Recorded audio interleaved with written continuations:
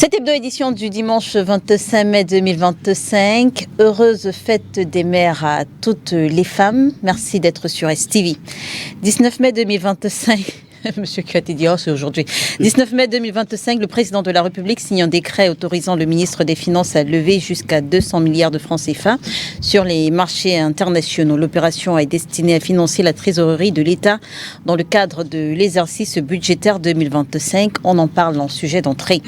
369 partis politiques légalement reconnus par le MINAT, le ministre de l'administration territoriale au Cameroun. Pourtant, seulement 9 ont participé au défilé à Yaoundé et dans d'autres villes du pays. La décision ne date pas d'hier, depuis 2016. En effet, 2016 au moins, ne sont plus autorisés à prendre part à la grande parade à Yaoundé, Douala et dans d'autres villes du Cameroun que les partis politiques représentés au Parlement, contrairement à un usage établi qui a toujours laissé à toutes les formations politiques du Cameroun la possibilité de participer au défilé. Ce midi, on interroge l'exclusion de certains au défilé, mais on questionnera également l'accent mis sur l'armée pour célébrer l'unité camerounaise. Armée et Nation unie pour un Cameroun tourné vers la paix et la prospérité. Et pour sortir de cette émission, on parlera de l'élection. Depuis octobre 2018, ils sont moins de 20 sur les 360 partis politiques légalement reconnus par le MINAT à animer la scène politique et l'espace public. Pourtant, au fur et à mesure qu'on approche d'octobre 2025, ils sont nombreux, ces visages inconnus qui expriment leur désir et volonté de se présenter à l'élection d'octobre. Qui sont-ils ? Quels sont leurs projets, d'autant plus qu'à l'approche de chaque élection présidentielle, c'est le même process. Comment analyser ces candidatures, on va dire, de circonstances ? On parle de tous ces sujets avec vous, Auréole Tchoumi. Vous êtes journaliste. Bonjour et merci d'avoir accepté notre invitation ce dimanche. C'est un plaisir d'être là sur votre plateau, Rennes. Un plaisir également d'échanger avec les copanélistes pour édifier les Camerounais sur un certain nombre de sujets que vous avez mis à la table aujourd'hui. Merci. Un bonjour particulier à ceux qui nous regardent. Merci d'être avec nous. À côté de vous, Edmond Kuaté, économiste. Bonjour Monsieur Kuaté, merci d'avoir accepté notre invitation. Bonjour Leila et merci pour l'invitation. Bonjour également à tous ceux avec qui j'ai l'honneur de partager ce plateau. Je n'oublie pas tous ceux qui nous font l'honneur de nous suivre dans leur maison. Carlos Ngoualem est du FCC. Bonjour Monsieur le maire, merci d'avoir accepté notre invitation. Merci Rennes, bonjour à tous les copanélistes, bonjour aux millions de téléspectateurs de STV2. C'est un plaisir de prendre part à cette discussion. J'adresse un bonjour particulier aux militants du FCC, de l'APC et même de la diaspora camerounaise qui a réservé un accueil chaleureux à l'honorable Jean-Michel qui est en France pour participer au meeting le 31 mai de Maurice Kamto Kanzel, l'APC à l'élection présidentielle. Merci encore pour l'invitation. Maître Simon-Serge Kaka qui est également avec nous. Bonjour maître, merci d'avoir accepté notre invitation. Bonjour Léla, bonjour à tous les copanélistes, bonjour aux millions de téléspectateurs de Spectrum Télévision, bonjour à tous les Camerounais et bien entendu, permettez-moi de saluer les membres de la plateforme Bretton Woods dont j'ai le privilège d'assurer la coordination des activités au Cameroun. Alors, avant de parler du premier sujet, on va prendre cette petite vidéo partagée hier sur sa page par le journaliste Thierry Ngangan. Une vidéo dans laquelle on voit le sous-préfet de l'arrondissement de Dembo, c'est dans le Grand Nord, s'adresser au chef traditionnel de cet arrondissement. C'était à l'occasion de la fête de l'unité, c'était le 20 mai. On prend rapidement cette vidéo, on la commente en 5 minutes et on parle économie. Voilà. C'est une fête obligatoire, ce n'est pas une fête facultative. Hormis le Lamido, Sa Majesté, hormis vous qui avez rempli votre devoir de soutenir le comité d'organisation, comme vous le faites toujours, et même plus que ce qu'il faut, tous les chefs ici présents n'ont pas apporté la contribution qui leur a été demandée. Tous les chefs ici présents, aucun d'eux n'a atteint le niveau de contribution demandé. Mais pas plus tard que lundi, 2 étaient dans mon bureau pour me demander l'aide pour se soigner au centre de santé. Quand c'est pour demander l'aide, ils sont champions. Mais quand c'est pour apporter leur contribution, ils ne peuvent pas apporter leur contribution. Tout à l'heure, vous allez quitter ici, vous irez au lieu de réception à la mairie. Vous finissez là-bas, monsieur le CB, vous me prenez le nom de tous ces messieurs avec RG. Vous m'entendez, ces messieurs, je suppose, c'est vrai. Depuis hier, j'ai envoyé tous vos noms au préfet, au gouverneur, et je vais les envoyer au MINAT. Nous ne pouvons pas continuer dans ces conditions. Quand il y a le 11 février, la fête de vos enfants, vous ne voulez pas contribuer. Il y a le 20 mai, vous ne voulez pas contribuer. Mais vous voulez le développement, l'eau, l'électricité. Et pourtant, vous avez déjà un minimum de développement ici. Vous avez déjà les établissements secondaires.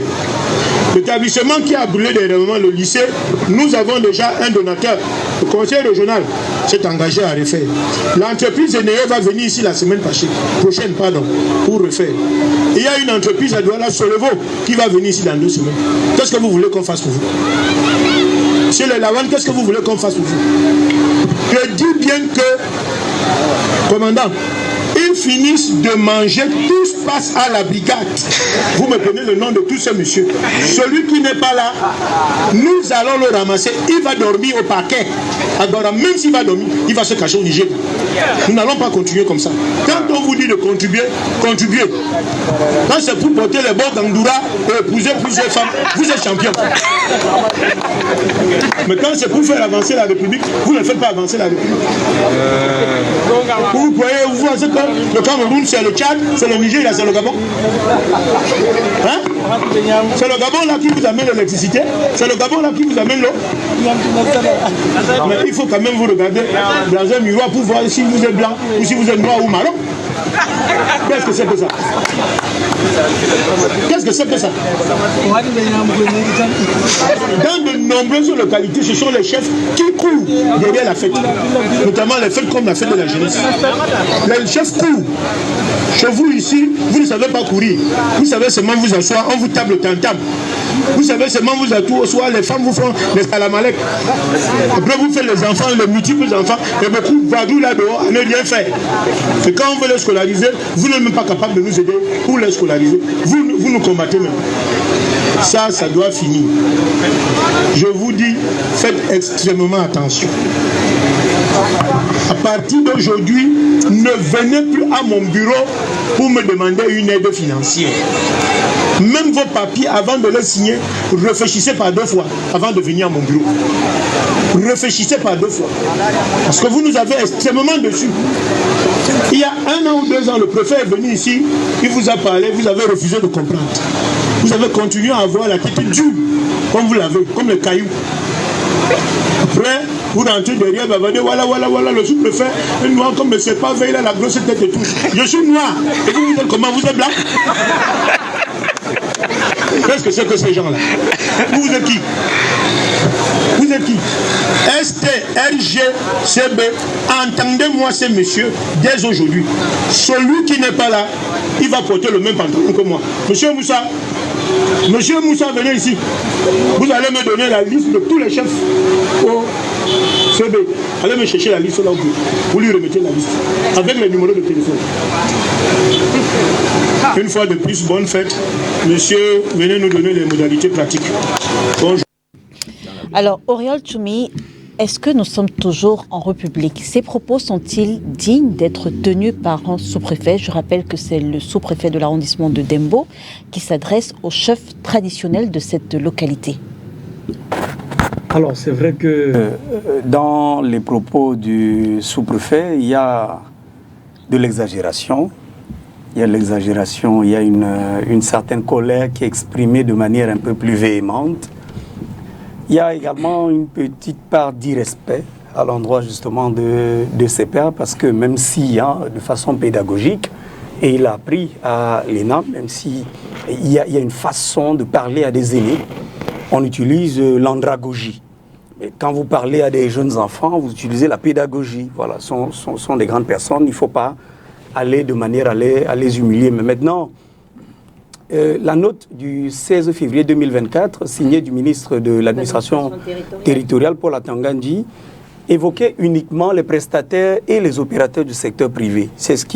Parce qu'il y a ce petit débat qui a cours également dans la préfectorale en ce moment. Là où nous parlons, quand vous échangez avec des préfets, des sous-préfets, ils vous disent qu'effectivement dans les différentes plateformes numériques, les groupes WhatsApp, où les préfets et les sous-préfets se retrouvent. On va lire rapidement cette note de février 2024. Le ministre à messieurs les gouverneurs de région, madame et messieurs les préfets, objet contribution pour l'organisation des cérémonies officielles. Mon attention a été appelée de manière régulière sur des pratiques peu orthodoxes consistant à recourir à des quêtes et à solliciter des contributions auprès des prestataires et des promoteurs du secteur privé pour l'organisation des cérémonies officielles. De telles pratiques, du reste répréhensibles, procèdent des dérives qui sont contraires à l'éthique et à la déontologie professionnelle.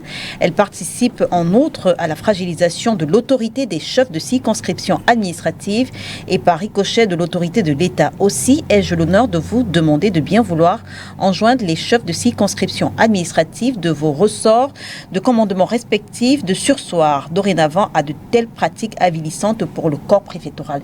Et vous précisez qu'elle ne concernait que les prestataires et les promoteurs du secteur privé. Les promoteurs du secteur privé. C'est pourquoi dans la préfectorale, je vous le disais donc, il y a un débat qui a cours pour savoir, ok, est-ce que les chefs traditionnels qui sont des auxiliaires de l'administration sont-ils concernés ou non dans certains... mais partout au Cameroun, il y a que c'est une habitude pour les chefs traditionnels en tant qu'auxiliaires d'administration de participer à l'organisation de ces festivités. Sinon, ils dorment en cellule. Pardon? Sinon, ils dorment en cellule. Oh non, j'ai parlé d'exagération tout à l'heure. Non, ça il n'y a aucune loi. C'est pas un droit positif il n'y a pas une loi qui réglemente ça. Ce sont des activités humaines qui participent ou qui ressortissent d'un certain nombre de pratiques, d'habitudes, de façons de faire qui orientent et qui organisent les sociétés de façon informelle. Je voudrais quand même vous dire que l'organisation d'une fête dans un arrondissement, ça exige des moyens logistiques, ça exige des moyens humains, ça exige des moyens financiers. Et un sous-préfet n'a pas un budget adéquat pour réussir à lui tout seul l'organisation d'une telle manifestation. C'est pourquoi, depuis la nuit des temps, au Cameroun et même partout ailleurs, dans tous les cas, les administratifs se retrouvent avec les autorités traditionnelles pour voir dans quelle mesure est-ce qu'on va organiser. Vous avez par exemple, dans certains arrondissements, des chefs traditionnels qui vous disent « nous ne nous asseyons pas avec tel autre chef ». Donc il faut que le sous-préfet trouve un chapiteau pour les chefs de premier degré, un chapiteau pour les chefs de deuxième degré, un chapiteau pour les chefs de tel ou tel village, etc. Et tous ces chapiteaux doivent avoir des chaises, des tables, de l'eau, du whisky, du vin, il faut un buffet, etc., etc. Et maintenant, tout ça, il faut pour la mise en œuvre que les uns et les autres participent. C'est quand même la fête de l'unité nationale. C'est-à-dire que le buffet que le sous-préfet dépose à la table et l'eau qu'il prend, il met devant tout le monde, c'est pour dire nous sommes un, nous versons ça. C'est-à-dire que ça s'est toujours passé ainsi en Afrique. L'arbre à palabre, le 20 mai, le sous-préfet qui est vulgairement appelé chef-terre, moi j'aime pas trop cette appellation parce que ça crée une ambiguïté avec les maires, le sous-préfet qui est le représentant de l'État auprès de l'arrondissement, réunit autour de lui des hommes et des femmes de cet arrondissement pour organiser. Mais maintenant le ministre de l'administration territoriale dit, parce que les prestataires de services sont appelés à répondre de leurs actes en cas de prestation devant la loi et devant la justice, il ne faudrait pas que leur contribution à vos différentes manifestations ou à nos différentes manifestations passe pour des passe-droits. Et à côté, les opérateurs du secteur privé. Parce que demain, quand on aura refusé un marché parce qu'il n'est pas en règle, il ira écrit partout qu'il donne de l'argent au sous-préfet, il donne de l'argent à tel, il donne de l'argent à tel. Le ministre de l'administration territoriale, dans sa sagesse, a estimé que cette catégorie de personnes ne devrait pas apporter. Mais maintenant, je redis pour sortir, le sous-préfet n'a pas le droit de mettre ça à la table de manière formelle et de le dire au micro. Et surtout à l'ère des réseaux sociaux numériques, parce que vous n'allez pas empêcher celui qui est en train de filmer. Il filmait justement parce que M. Ngoualem tout à l'heure prendra la parole, lui a demandé de filmer. Quand on dit M. Ngoualem, je dis les opposants, lui ont dit prends ça, c'est bon pour nous. Il filmait peut-être parce qu'il n'a pas trouvé ça normal. Maître, sur le plan légal, le fait d'avoir fait des chefs traditionnels, les auxiliaires de l'administration, est-ce que ça les oblige à mettre la main à la poche lors des organisations des manifestations comme celle de l'unité? Là, justement, c'est ce que je voulais déplorer. Hein. Parce qu'en réalité, voilà la triste réalité que nous avons dans ce pays, où on a décidé de phagocyter le pouvoir traditionnel. On a décidé de faire des chefs traditionnels des auxiliaires de l'administration, alors qu'en réalité, c'est le dépositaire de l'autorité traditionnelle et ancestrale. Et normalement, dans un pays sérieux, dans un pays où on respecte les valeurs, les traditions, les us et coutumes, on ne peut pas faire d'un chef traditionnel un auxiliaire de l'administration. Voilà la triste réalité. C'est ça qui justifie ce genre de sortie totalement ratée. Et j'en viens à me demander si ce monsieur qui parlait là, c'est un administrateur civil, ou bien c'est quelqu'un qu'on a pris au quartier, on a confié les responsabilités d'un arrondissement. Parce que même son discours, c'est-à-dire du point de vue sémantique, vous avez l'impression que ce monsieur n'a reçu aucune civilisation. Donc maintenant, pour revenir spécifiquement à votre question, j'avoue que on va tout voir dans ce pays. Parce que logiquement, ce n'est pas parce que vous avez décidé de faire des chefs traditionnels, des auxiliaires de l'administration, que vous allez leur parler comme des enfants. Vous ne pouvez pas les infantiliser, vous ne pouvez pas les humilier, vous ne pouvez pas leur tenir ce genre de discours. Maintenant, quant à l'organisation de la fête nationale, je suis d'accord que peut-être l'administration n'a pas suffisamment de moyens pour organiser ça en autonomie. Mais, qu'à cela ne tienne, l'administration devait voter des petits budgets pour chaque chef de circonscription. Même les 10 millions, on leur donne pour organiser. Ça ne peut pas dépasser le Cameroun. Ce qu'on dépense souvent à Yaoundé, là, le fonds main, dépasse tout ce qu'on peut dépenser pour l'ensemble des arrondissements.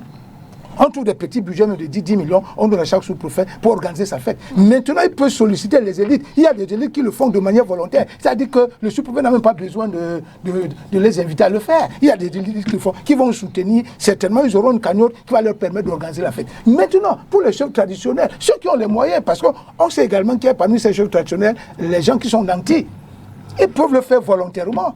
Mais ce n'est pas ça qui peut justifier que le sous-préfet vienne prendre le micro et à Mondo Vision, il sermonne les chefs traditionnels. Je dis, c'est une humiliation du pouvoir traditionnel au Cameroun. Alors, Edmond Katé, d'après vous, ce sous-préfet, est-ce qu'il devrait être appelé à l'ordre? Non, je ne pense pas qu'il devrait simplement être rappelé à l'ordre. Je pense que son ministre devrait le dégager simplement de là. Il n'a rien à faire à un poste comme celui-là. Absolument rien à faire. C'est une hérésie administrative qu'on vient de voir là. C'est une hérésie administrative. Je vais dire que ça mêle à la fois humiliation, infantilisation et tout ce que vous pouvez imaginer. Je vais dire pour des chefs traditionnels. Alors, je prends quelques éléments dans son discours. Il dit, c'est une fête, ce n'est pas une fête facultative, c'est une fête obligatoire. Dans ce cas, quels sont les textes qui encadrent, n'est-ce pas, la contribution obligatoire des chefs traditionnels, la contribution financière obligatoire des chefs traditionnels? Parce que lui, en tant que chef traditionnel, c'est-à-dire il est supposé savoir que tous les actes dans une république sont encadrés par la loi. Et si je vais plus loin, il dit très bien qu'il a donné ordre au CB, j'entends par là le commandant de brigade, d'entendre les chefs sur procès verbal. Je parle sous le contrôle de l'avocat. On entend quelqu'un sur procès verbal lorsque on estime qu'il a commis une infraction. Qu'il a commis une infraction. C'est pour ça qu'on doit, n'est-ce pas, il a commis une faute disciplinaire. Une faute disciplinaire. C'est pour ça qu'il faut consigner ça sur un support qu'on appelle procès verbal et qui pourra plus tard faire l'objet, n'est-ce pas, d'un jugement contradictoire. Mais là, ce sous-préfet, quand il dit qu'on en doit entendre, et même il va plus loin en demandant qu'ils doivent dormir au parquet, je ne sais pas quoi, à la cellule du parquet. Mais vous voyez jusqu'où on va en République? Ce monsieur se prend pour un empereur. En fait, c'est qu'il crée ses propres lois, il estime que son arrondissement, c'est son empire à lui, et il se fiche pas mal. Il foule aux pieds les lois de la République. J'ai vu avec beaucoup de gymnastique les contorsions d'Auriol à pouvoir, n'est-ce pas, justifier l'injustifiable et puis vouloir confiner l'esprit, n'est-ce pas, du texte du MINAT, de la correspondance du MINAT. Oui, confiner ça à des opérateurs. Non, Auriol, attends, je te connais un peu beaucoup plus sérieux que ça. Le MINAT en, n'est-ce pas, limitant, je vais dire, son texte aux opérateurs privés, aux prestataires privés, ne l'a pas étendu non plus à une catégorie de personnes ou alors d'autorités qui seraient supposées ou alors qui seraient intéressées par des contributions financières. Il faut qu'on arrête ça. Nous sommes en République.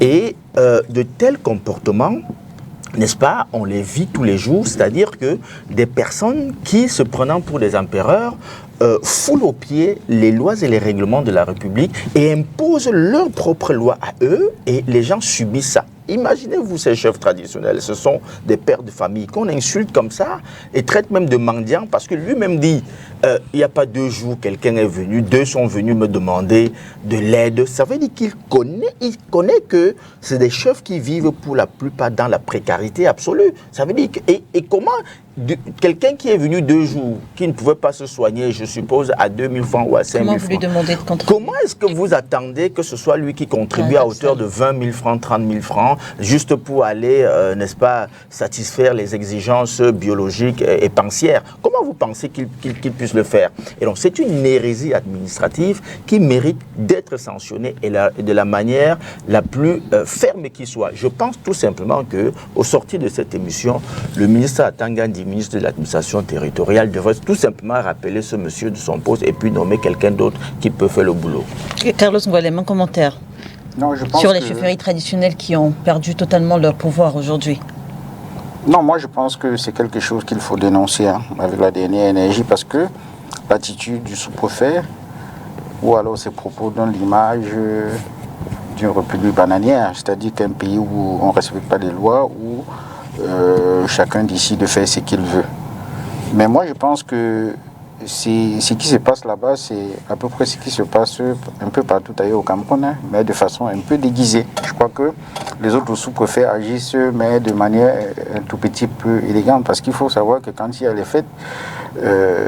fêtes nationales, généralement les sous-préfets convoquent les gens pour demander des contributions. Et j'ai toujours trouvé cette situation quand même bizarre pour un ministère qui est quand même un ministère de souveraineté, le ministère de l'Intérieur, l'administration territoriale, qui devrait quand même avoir suffisamment de moyens pour que l'autorité de l'État soit assurée et ne fonctionne pas au gré des intérêts ou alors des pratiques comme celle-là qui font en sorte que des citoyens qui contribuent beaucoup bénéficient d'un certain nombre de passe-droits au détriment de ceux qui ne contribuent pas. L'autre pratique qu'il faut savoir, c'est que dans les grandes villes du Cameroun, comme Douala, les fêtes qui sont organisées dans les sous-préfectures sont financées presque à 90% par les communes d'arrondissement. Vous allez voir dans les communes les lignes budgétaires qui sont consacrées aux fêtes traditionnelles, aux fêtes officielles. L'essentiel de ce budget-là, généralement, finance les cérémonies. Je précise que vous étiez adjoint au maire à Douala 5e. Oui, je parle d'expérience. Donc, il faut savoir que ça fait que lorsque vous regardez comment l'État du Cameroun fonctionne, vous comprenez aisément qu'il est difficile que l'État se désengage dans le processus de décentralisation, par exemple. C'est-à-dire que vous voulez une décentralisation alors que l'État du Cameroun lui-même veut avoir la même mise parce qu'il bénéficie d'un certain nombre d'avantages en ayant la même mise sur les collectivités territoriales décentralisées. Donc moi je crois que le problème est à ce niveau. Sauf que le sous-préfet dont il est question, que nous venons de voir dans la vidéo, devrait logiquement être sanctionné parce qu'il n'est pas le seul, mais il a été exposé par l'action qu'il a posée. Mais une fois de plus, je dis, le ministère de l'administration territoriale gagnerait quand même à mettre les moyens à la disposition de ces démembrements territoriaux pour organiser ces activités en toute liberté, pour ne plus se soumettre, aux diktats des particuliers et des privés qui ont pratiquement pris en otage ce ministère-là, qui finance les cérémonies officielles et qui font en sorte que quand vous avez un problème avec lui, face au sous-préfet, vous ne pouvez jamais... on ne peut jamais dire la vérité parce que vous avez en face de vous quelqu'un qui finance les cérémonies à la sous-préfecture et vous, de votre côté, vous n'apportez rien. Même si vous avez raison, et que le sous-préfet décide au moins d'être clair avec vous, au moins il va vous dire vraiment, allez vous entendre au quartier. Bref, c'est un peu cette situation-là qui est quand même... En 30 secondes, Auriol. Oui, en 30 secondes, je voudrais juste profiter. Ce qu'il vient de dire me rappelle quelque chose de très solennel, c'est très important, et je profite également de la tenue de Carlos pour appeler en réalité l'élite camerounaise à revenir à l'époque du panier du chef. Parce que quand vous écoutez le discours d'Edmond et des autres, vous comprenez à quel point il est important pour nous autres de nous rappeler que les chefs traditionnels, depuis la nuit des temps, ont toujours été des garants de la tradition et ont besoin d'être soutenus. C'est regrettable qu'aujourd'hui, on entend que nos parents, nos guides, nos gardiens de la tradition vont demander à un sous-préfet le mot pour aller se faire soigner dans un centre médical d'arrondissement. Il faut que... Moi, je suis notable dans une chefferie. Et je vous assure, quand vous prenez, même au sein de nos grandes familles, l'argent que les membres déposent à l'église, il y a même le quart, on ne dépose pas. Aujourd'hui, les comités de développement sont morts. Les chefs traditionnels, et d'ailleurs, on trouve même des gens en pays Bamileke, je parle du pays Bamileke où je suis, des chefs traditionnels obligés d'aller travailler à Kambwata, à Sonatrel, à tel endroit, parce qu'ils n'ont pas de choix. Ils ont des femmes, ils ont des enfants aujourd'hui, mais il est important. Mais pourtant, vous voyez que les prêtres qui ne travaillent pas, etc., on vient tous les jours, tous les dimanches, donner des dîmes, des offrandes, des ceci. C'est nous qui voulons qu'on détache, que l'administration ne donne plus. Si l'administration s'arrête aujourd'hui, un chef de 3e degré, c'est 50 000. Un chef de 2e degré, c'est 100 000. Un chef de 1er degré, c'est 150 000. Si l'État, le président de la République bloque, mais nous, qu'est-ce que nous faisons de ces chefs traditionnels? Beaucoup de chefferies traditionnelles aujourd'hui en pays Bamileke ne sont pas construites. Le 13 avril 2025, il y a eu un grand vent qui a détruit un certain nombre de chefferies, je crois 3 ou 4. À l'heure où nous parlons, les comités de développement ne parviennent pas à construire ces chefferies. Vous avez même des chefs qui sont entrés dans les LACAM et ont été contraints de sortir rapidement parce qu'il n'y a pas de l'argent pour venir mettre là-dedans, alors qu'il nous revient à nous, Bamileke, Bassa, Sawa, etc., de tout mettre en œuvre pour que les chefs traditionnels vivent dignement. C'est nous qui décidons que, du fait de la lignée, ils doivent être chefs traditionnels. Nous avons l'immense devoir de continuer à les encadrer. Sauf que je vais dire quelque chose, Auriol. Nul ne peut se prévaloir de sa propre turpitude. Et je parle sous le couvert de maître. Il comprend très bien de quoi je parle. Beaucoup des chefs qui sont là sont de connivence avec l'administration et n'ont aucune légitimité. L'inféodation de la chefferie traditionnelle par l'administration a entraîné beaucoup de choses. D'abord, les chefs sont devenus partisans et se sont éloignés, n'est-ce pas, de leur base villageoise. Et donc, beaucoup de communautés, les comités de développement qu'il y avait dans les villages se sont disloqués à partir du moment où le chef a fait et cause pour une chapelle politique. Les gens ne se reconnaissent plus dans les chefs. Il y a déjà le fait que le chef, n'est-ce pas, les chefs sont aujourd'hui choisis par l'autorité administrative au détriment de la lignée traditionnelle qui impose un chef légitime et reconnu par le village. Ça, les populations ne se reconnaissent pas en ce chef. Il y a également que le fait que les chefs soient stipendiés par, n'est-ce pas, l'appareil administratif, politico-administratif, fait en sorte que les populations ne se reconnaissent pas parce qu'il est partisan. Et de ce fait, les gens ne se sentent plus obligés, n'est-ce pas, ou, je vais dire, ne sont plus galvanisés à aller contribuer pour le développement du village parce qu'ils se disent que non, si tu as choisi ton camp, il faudrait que ce camp, n'est-ce pas, prenne soin de toi. Je parle, par exemple, pour un camp comme le mien. À Banjoun, aujourd'hui, je ne sais pas, le chef de Banjoun, à l'époque, c'était un roi. Et un roi, respecté, les contributions venaient de partout. Je dis bien de partout. C'est quelqu'un qui brassait, qui était assis. Les comités de développement de Banjoun étaient au moins, le budget c'était entre 600 et 800 millions. Aujourd'hui, je ne sais même pas si ça fait 50 millions. Parce qu'on estime que le chef a un camp politique, a une chapelle politique, et plus personne ne se reconnaît en lui. Donc, les chefs ne peuvent pas se prévaloir de leur propre turpitude. Beaucoup de ces chefs ont perdu la légitimité et les populations ne se reconnaissent plus en elles. Il est temps aujourd'hui qu'on revienne à l'orthodoxie, que les chefs traditionnels soient l'incarnation de l'autorité traditionnelle et les gardiens de la tradition. Ils n'ont rien à faire dans la politique. À partir de ce moment, ils vont jouer leur vocation traditionnelle qui est de fédérer l'ensemble des enfants du village, l'ensemble des sensibilités, l'ensemble des chapelles du village, et ils restent arbitrent. Lorsqu'il y a un problème entre, n'est-ce pas, les différents fils du village, ils les appellent, ils arbitrent et ils disent, n'est-ce pas, ce que la tradition prévoit en la matière. 19 mai 2025, le président de la République signe un décret autorisant le ministre des Finances à lever jusqu'à 200 milliards de francs CFA sur les marchés financiers internationaux. L'opération est destinée à financer la trésorerie de l'État dans le cadre de l'exercice budgétaire 2025. Edmond Kuaté, vous reprenez la parole. Que traduit selon vous ce nouvel emprunt pour assurer la trésorerie? Je rappelle que nous sommes seulement au mois de mai, le 5e mois de l'année. Donc le premier semestre n'est même pas encore achevé. Terminé.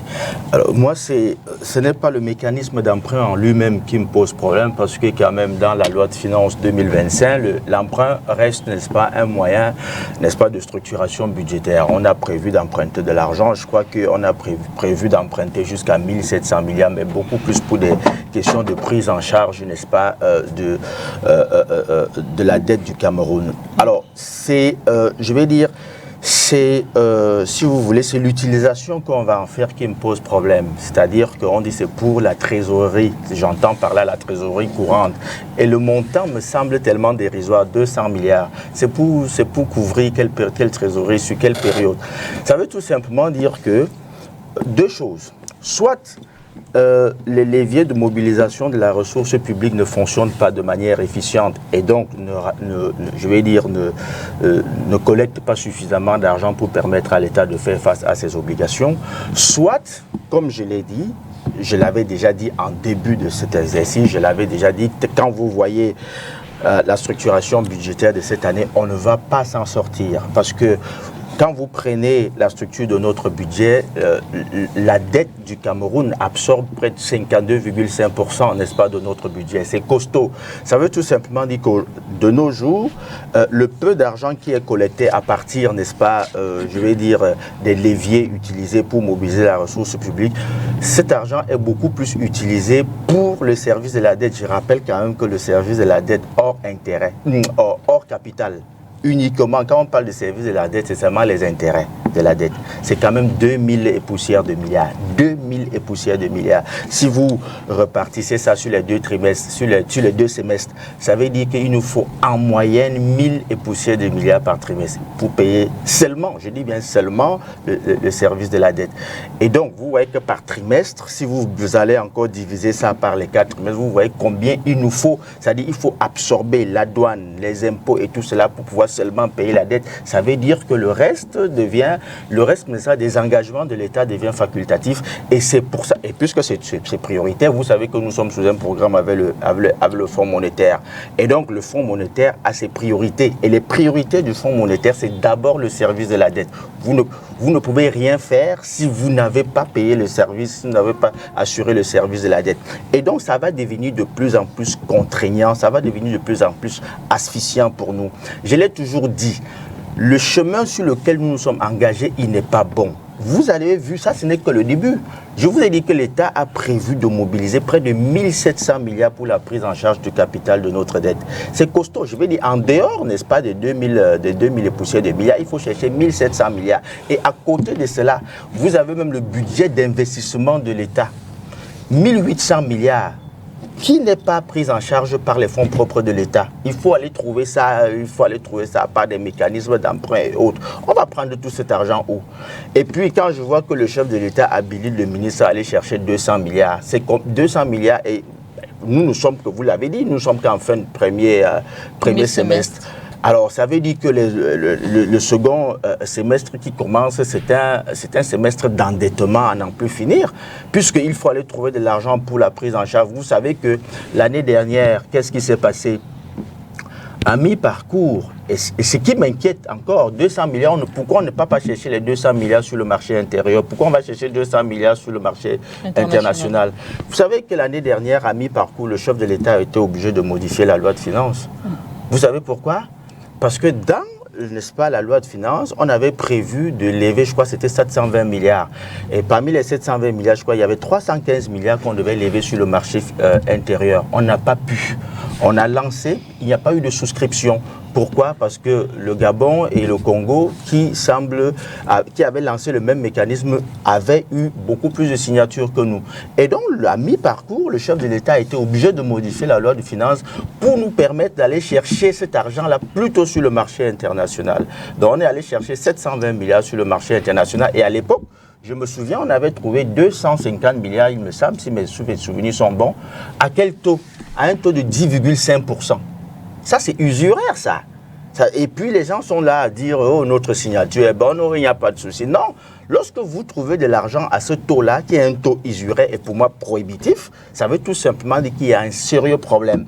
Et donc, si nous ne revenons pas véritablement, c'est-à-dire que si on n'a pas l'humilité de savoir que la bifurcation qui a été la nôtre n'est pas bonne et qu'il faut qu'on revienne normalement nous asseoir pour regarder ce problème d'endettement qui devient insoutenable parce que les gens vont te dire, c'est-à-dire que c'est ce que j'appelle les gens ceux qui font dans le récital, n'est-ce pas, des théories faciles en disant « Ah non, on a dit que la norme communautaire c'est 70% du PIB, nous ne sommes qu'à 45%, ils peuvent rabâcher 46, ça. 46, je crois déjà. Bon, 46, mettez même 40.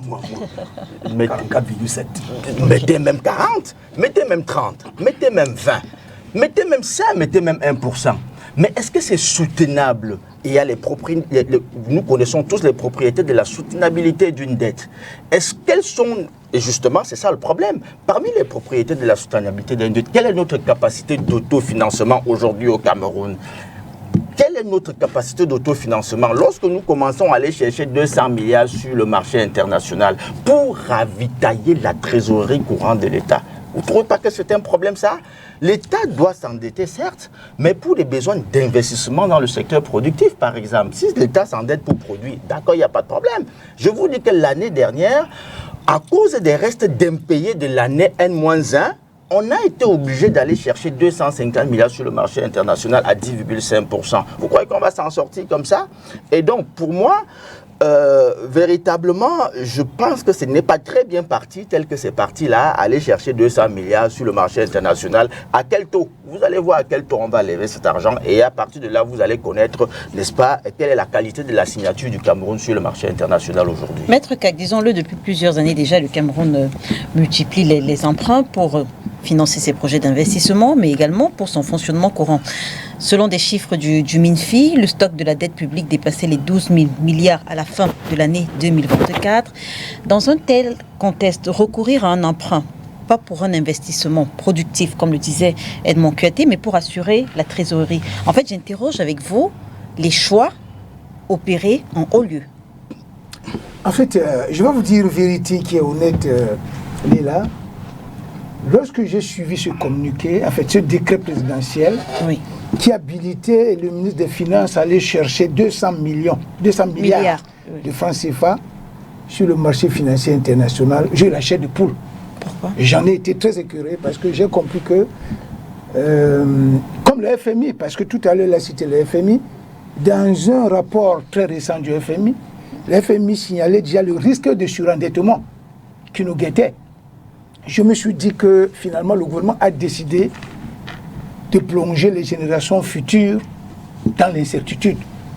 Parce qu'en réalité, tout à l'heure Edmond l'a si bien relevé, lorsque nous décryptons le problème de la dette dans ce pays, le problème effectivement, si nous nous en tenons au deuxième critère de convergence, c'est-à-dire le critère de convergence qui est relatif au taux d'endettement, qui doit être strictement inférieur à 70% du PIB, nous pouvons dire qu'il n'y a pas de problème sur l'encours.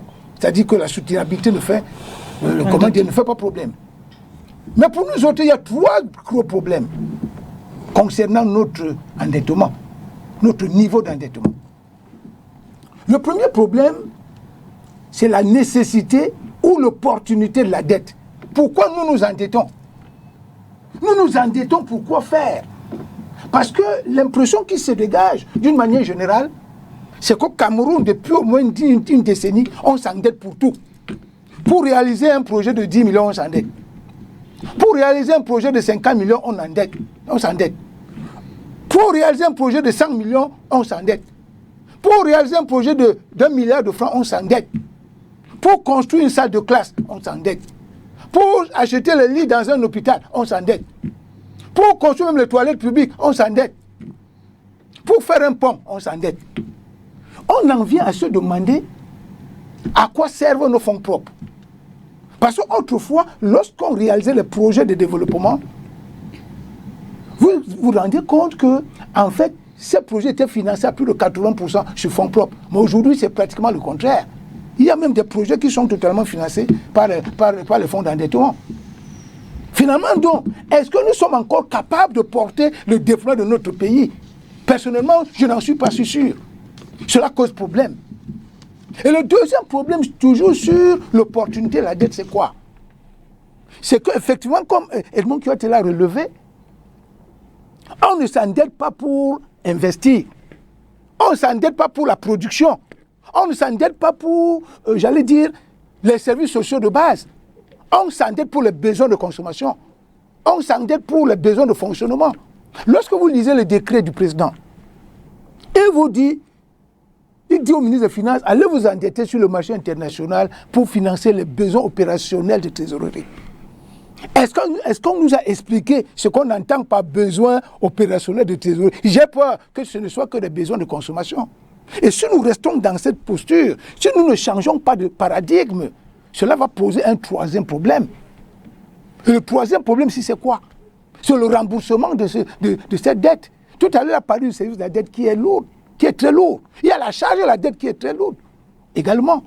Est-ce que le gouvernement trouve de meilleures stratégies pour rembourser cette dette dans les règles de l'art? Là également, je n'en suis pas sûr. Tout le temps, vous entendez que le gouvernement est allé négocier soit une annulation de la dette, soit un réchelonnement de la dette. Lorsque l'annulation est obtenue, c'est une bonne chose. Encore que nous ne savons pas ce qui se passe en dessous, parce que même quand vous parlez de l'annulation d'une dette, il y a toujours des choses que nous perdons en contrepartie. Maintenant, si nous n'obtenons pas de l'annulation de la dette et qu'on opte pour le réchelonnement, qu'est-ce qu'on appelle le réchelonnement d'une dette? C'est le report de son remboursement. Parfois même, ça peut aller à 10 ans. Et de là, il y a un problème. C'est une épée de Damoclès qui commence à planer sur la tête des générations futures. Donc, l'impression qui se dégage aujourd'hui, c'est qu'on s'endette, mais on a de la peine à rembourser, et on fait planer, j'allais dire, le risque de paiement aux générations futures. Donc, c'est notre jeunesse qui en pâtit. Maintenant, ce que je voulais dire pour chuter, lorsque vous prenez effectivement l'utilisation de cette dette, nous recevons constamment beaucoup de milliards. Mais est-ce que ces milliards sont utilisés à bon escient? Est-ce que ces milliards ne prennent pas une autre direction? Vous êtes une grande journaliste d'investigation, allez investiguer, vous allez vous rendre compte qu'une bonne partie des fonds d'endettement prennent une autre direction et ça ne sert pas, j'allais dire, aux projets pour lesquels ils ont été décaissés. C'est pour ça que nous disons objectivement que la problématique de l'endettement devient une grosse préoccupation dans notre pays. Et si le gouvernement ne change pas de logiciel, si le gouvernement ne change pas de paradigme, nous ne sortirons jamais de l'auberge et l'endettement va devenir un gros fardeau sur la tête de la jeunesse. Oya Choumi, avant Monsieur le maire, il faut dire que ce nouvel emprunt destiné à financer la trésorerie de l'État dans le cadre de l'exercice budgétaire 2025 soulève de nombreuses questions sur la santé financière de notre État. Maître Simon Serge Kaka interrogeait tout à l'heure le poids de nos fonds propres. Je veux dire, si aujourd'hui on s'endette pour sensiblement tout. Ah non, je pense qu'il ne faut pas avoir un discours alarmiste. Hein. Quand vous lisez le dernier rapport de l'agence Fitch Ratings, il vous montre clairement que le Cameroun est en train de tendre vers une dette publique soutenable. Voilà. Et je pense que la stratégie nationale d'endettement au Cameroun, le président de la République l'a limité à 50% du PIB, même si la norme communautaire parle de 70%. Donc, au Cameroun, 50%. Edmond, tout à l'heure, vous a dit qu'on est en deçà des 50%. C'est-à-dire que l'endettement du Cameroun ne pose pas de problème. Le problème, et c'est souligné vers la fin par Maître, c'est au niveau du remboursement. Maintenant, je peux être d'accord que Edmond évoque, et Maître également, un certain nombre de problèmes liés aux infrastructures, mais attendez, vous ne pouvez pas quand même le dire à la télévision. Vous savez pertinemment, Maître, que le Cameroun est un immense chantier et que d'ailleurs, Si Fitch Ratings estime que nous sommes en train de tendre vers une dette publique soutenable, c'est au moins du fait de 3 secteurs.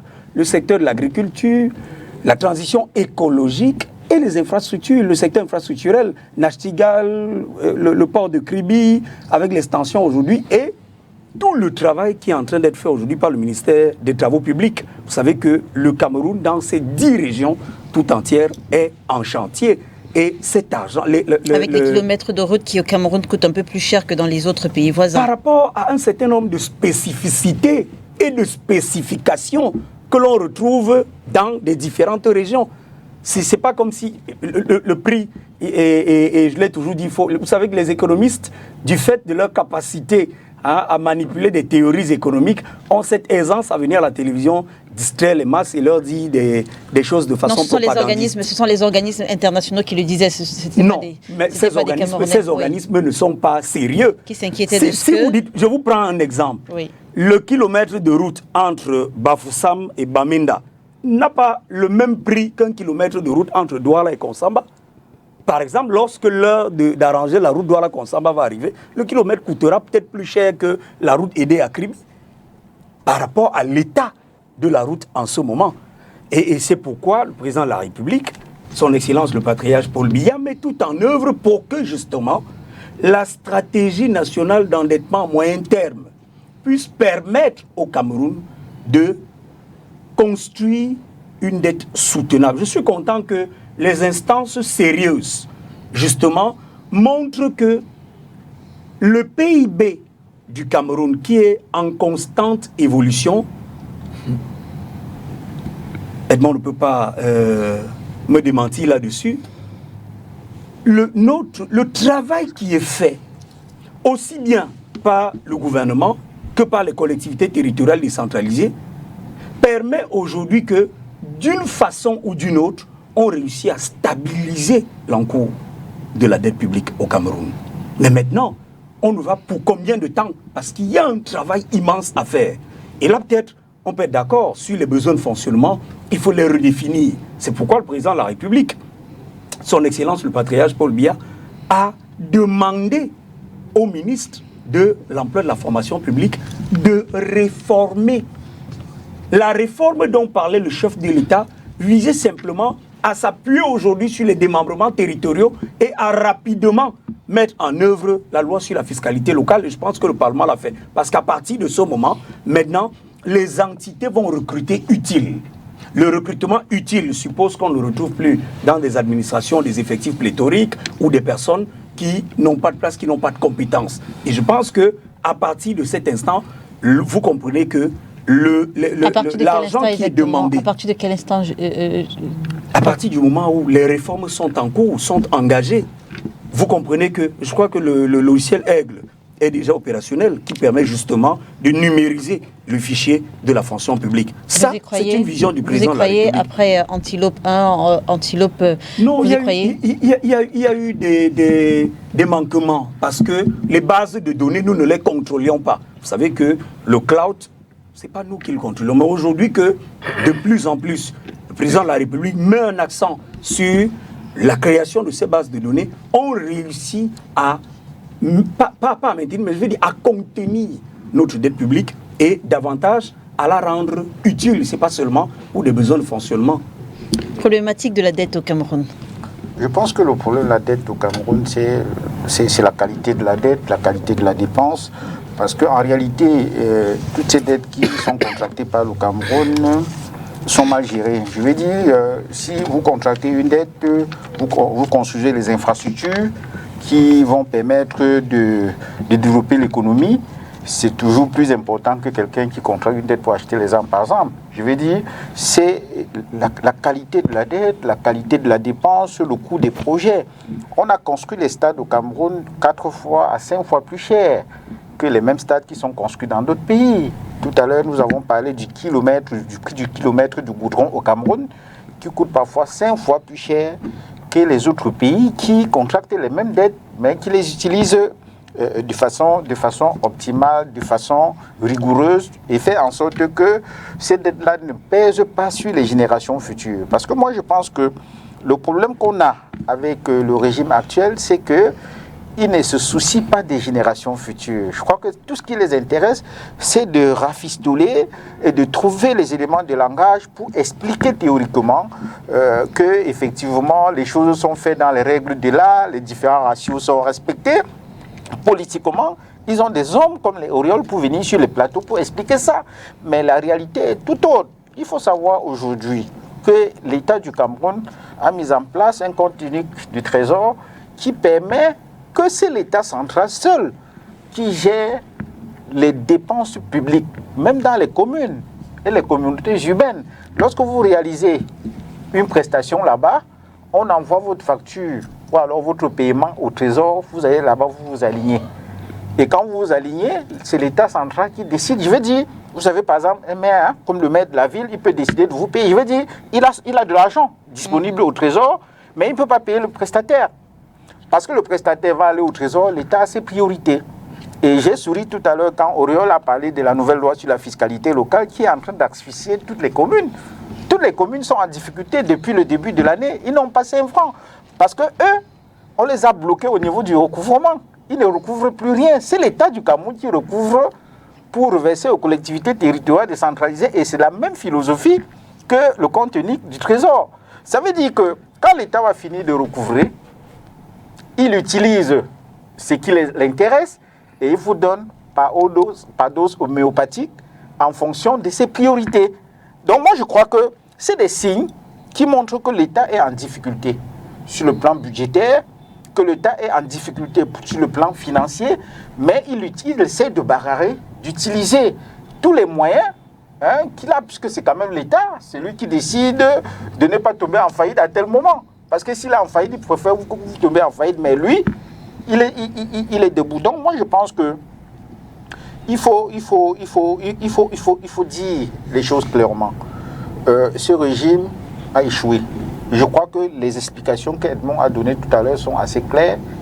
Ce pays n'arrive plus. Non, Edmond a reconnu que le budget actuel de 7 000 et poussières de milliards, c'est une hausse, et c'est ce qu'il a refusé de dire. Non, c'est une hausse de 16% par rapport à l'année dernière. Moi, je parle sur le compte. Moi, je ne suis pas économiste. Non, c'est une hausse de 16% dans un budget. Je suis clair, je ne suis pas économiste. Il a dit que l'investissement qui passe à 1800 milliards. En début de cette année budgétaire, il a dit que la situation n'est pas tenable. Et moi, je crois en lui parce que c'est quelqu'un qui fait des analyses et il est assez respecté dans ce domaine-là. Et moi, je constate de mon expérience personnelle dans les activités qui sont les miennes en tant qu'élu local que l'État du Cameroun a tout centralisé. C'est-à-dire, ils ont centralisé le pouvoir politique, ils ont centralisé les ressources financières pour faire en sorte qu'aucune entité, même décentralisée, ne puisse agir sans que ce soit sous le contrôle de l'État.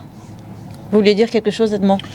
Je voudrais dire à Oriol, je connais Oriol dans des contorsions argumentaires, parfois très poussées, mais je lui connais. Mais Oriol, le ratio PIB ou alors le ratio endettement sur PIB n'est pas un indicateur de la soutenabilité de la dette.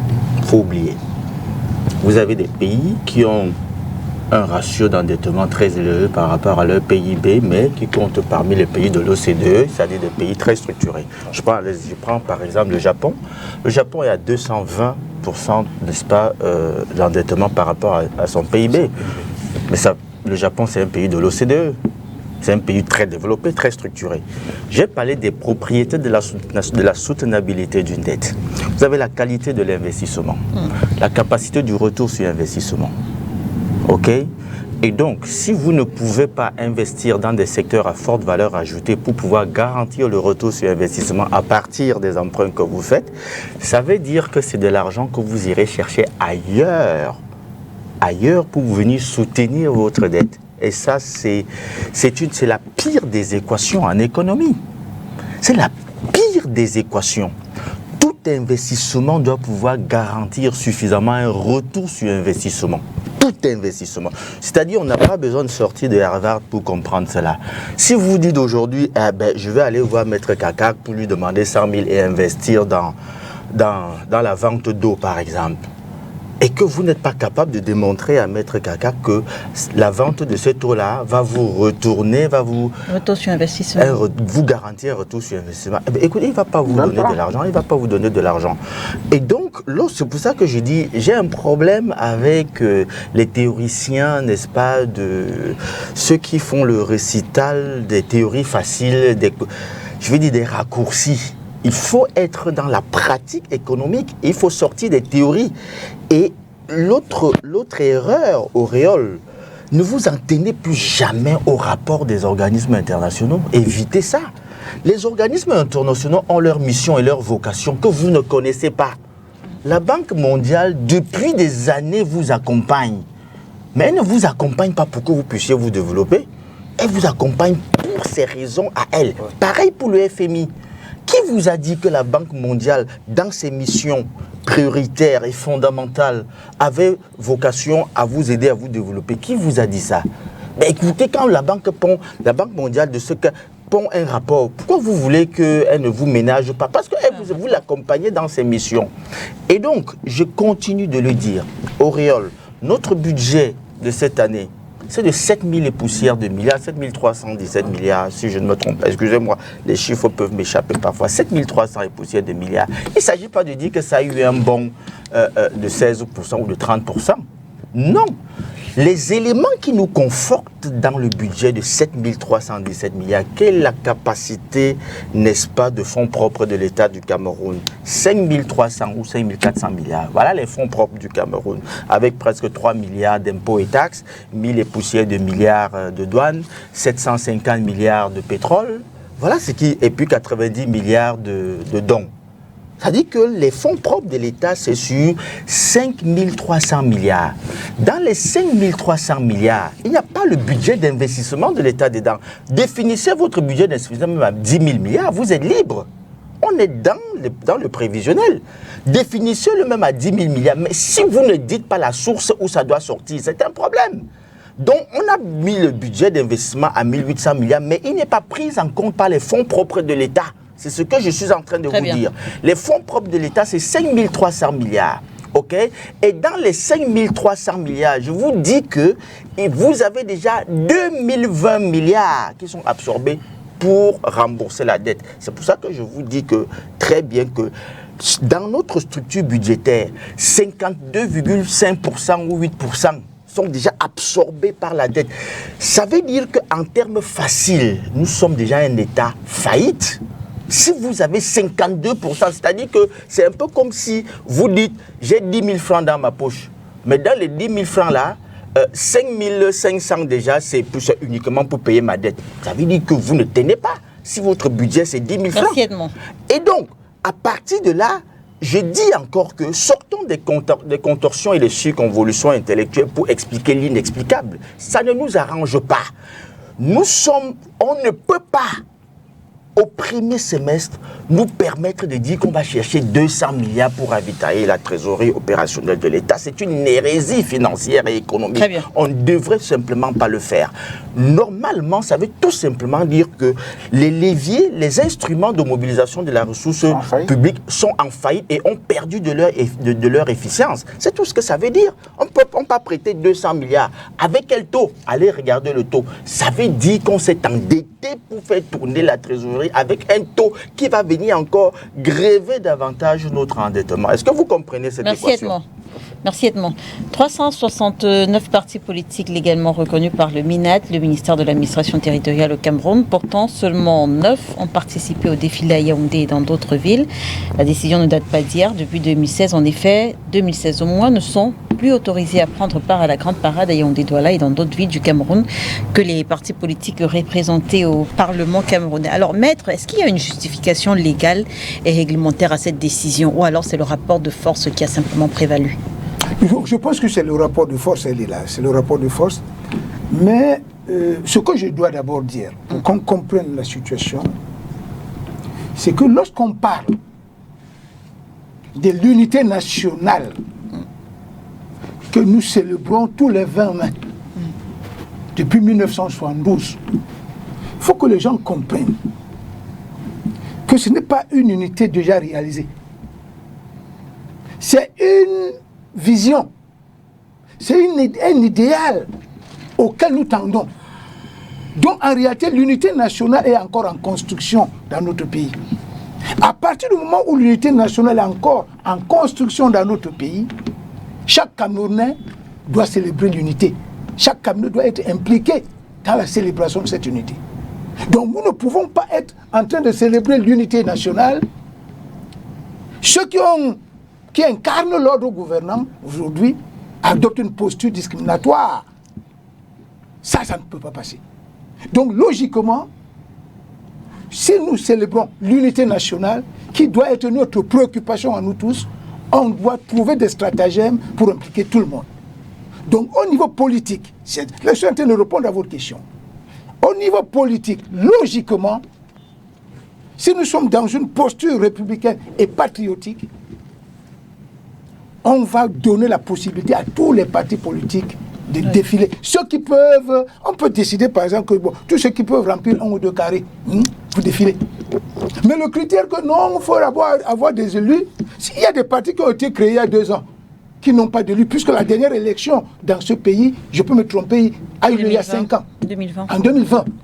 Il y a des partis qui ont été créés après 2020 et qui peuvent même avoir, j'allais dire, beaucoup de militants aujourd'hui qui doivent manifester, qui doivent célébrer l'unité nationale du Cameroun. Leur dire que non, vous n'êtes pas représenté dans les mairies, vous n'êtes pas représenté dans les collectivités territoriales décentralisées, vous n'êtes pas représenté, j'allais dire, dans les 2 chambres du Parlement, vous ne pouvez pas. Je trouve ça totalement aberrant. Maintenant, ce que je voulais dire, je ne sais pas si on va revenir. Bien sûr. Bon, d'accord. Allez-y rapidement. Voilà, ce que je voulais également dire, c'est que il ne faudrait pas que les gens se servent de la célébration de la fête de l'unité nationale pour régler les comptes à certains partis politiques. Parce que lorsque vous voyez par exemple ce qui se passe dans mon parti à l'UPC, où chaque année, c'est la même personne qui est invitée. Vous savez de qui je parle. Tout ça, c'est pour, j'allais dire, mettre le parti en lambeaux. Donc la célébration d'une unité, de la fête de l'unité. D'ailleurs, c'est une petite parenthèse. Vous avez déjà votre candidat, Dominique Yamtimba, il a été présenté il y a quelques... C'est une petite parenthèse. Écoutez, là, c'est notre débat. Hein. Vous savez, pour qu'on en parle, je pense que vous allez m'inviter pour qu'on en parle en profondeur. Parce que là également, c'est un problème très sérieux. Je ne venais pas... Parce que l'UPC a présenté un candidat, sauf que le professeur Baïbek continue à être invité sur les plateaux en tant que candidat de l'UPC. L'UPC a présenté un candidat, il y a une autre UPC qui va vous dire que son candidat, c'est le président Biya, une autre UPC qui va... En gros, ce que vous dites, c'est qu'on n'est toujours pas sorti de l'auberge. Non, ils ne sont pas sortis. Non, c'est pour ça que je vous ai dit justement que c'est un sujet très délicat. Je souhaiterais qu'on en reparle un peu plus en profondeur. Refermons la parenthèse. Maintenant, je vais chuter donc pour dire que, objectivement, la fête de l'unité nationale, c'est une affaire de tous. Il est totalement incongru d'exclure certaines personnes. On ne peut pas pratiquer la politique d'exclusion lorsqu'il faut célébrer la fête de l'unité. Alors, Auriol Choumi, est-ce compréhensible qu'un parti politique dont la représentativité et la légitimité sont manifestées soit par la présence d'élus communaux, soit même par l'adhésion populaire, soit privé du droit de participer à la grande parade le 20 mai. En fait, vous avez certainement compris que j'interroge la pertinence de ce choix. Mais c'est un choix républicain, c'est un choix régalien. Le MRC, par exemple, n'est pas susceptible, bon, est représenté quand même par l'APC de Carlos Ghosn, mais le MRC a défilé à Tonga, dans ma base électorale. Le MRC a défilé.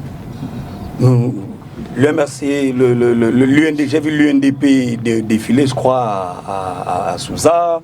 J'ai vu certains partis politiques défiler à tel. En fait, c'est que la fixation, la réelle fixation, c'est que ces gens veulent défiler devant Paul Biya. C'est-à-dire que tant que ce n'est pas devant Paul Biya, on estime que nous avons été muselés. À Douala non plus, ils n'ont pas défilé. Non. Il n'y a pas de Paul Biya. Non. Quand vous regardez le dispositif logistique de l'organisation d'une fête, le timing est précis. Le timing est précis. Je précise Le aussi. Cameroun a 360 communes.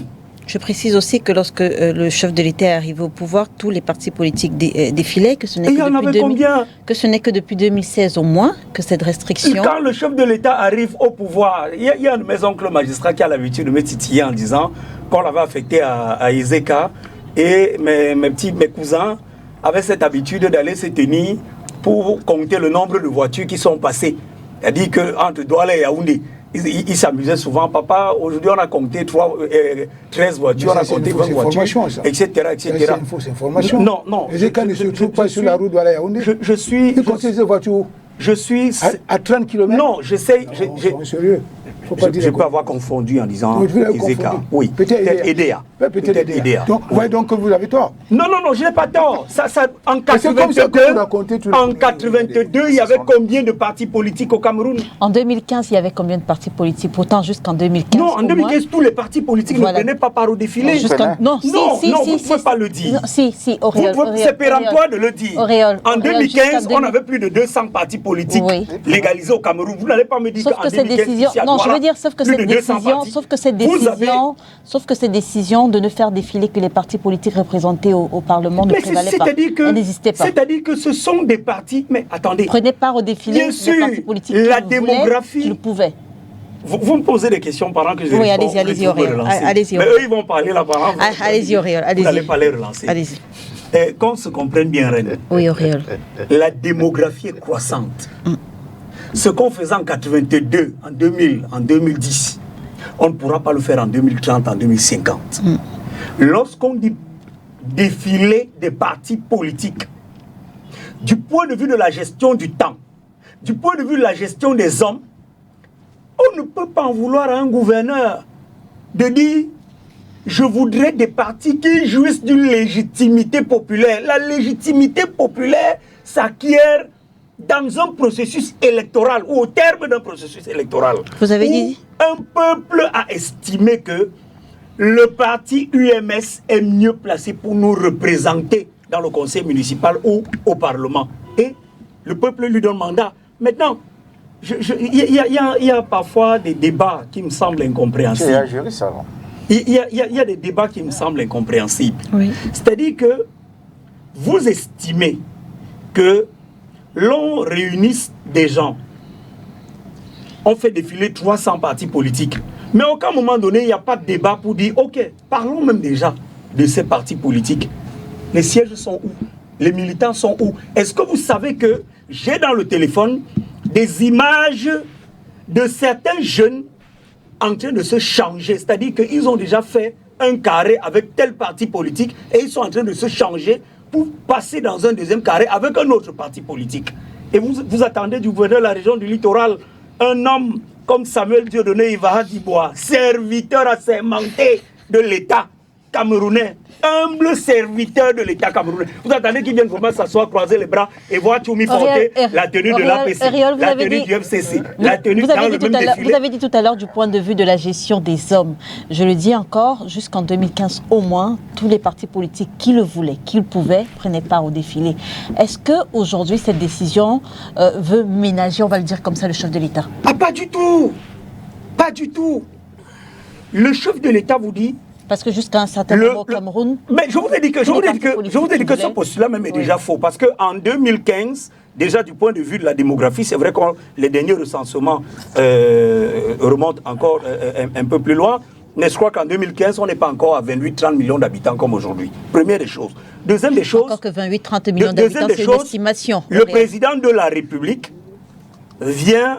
Le défilé commence à 10h, il va s'arrêter... 12h, Auréole. 12h, Non. Un programme, ce n'est pas parce que le président est arrivé à 12h que ça a commencé à 12h. La mise en place, la mobilisation... Non, la mise en place et la mobilisation font partie intégrante du programme. Lorsque vous vous inscrivez dans une logique programmatique, vous ne pouvez pas estimer que ce n'est que la présence du chef de l'État qui consacre le sceau de la participation au défilé. Est-ce que ce n'est pas la présence du chef de l'État qui marque le début de cette cérémonie? Le début officiel.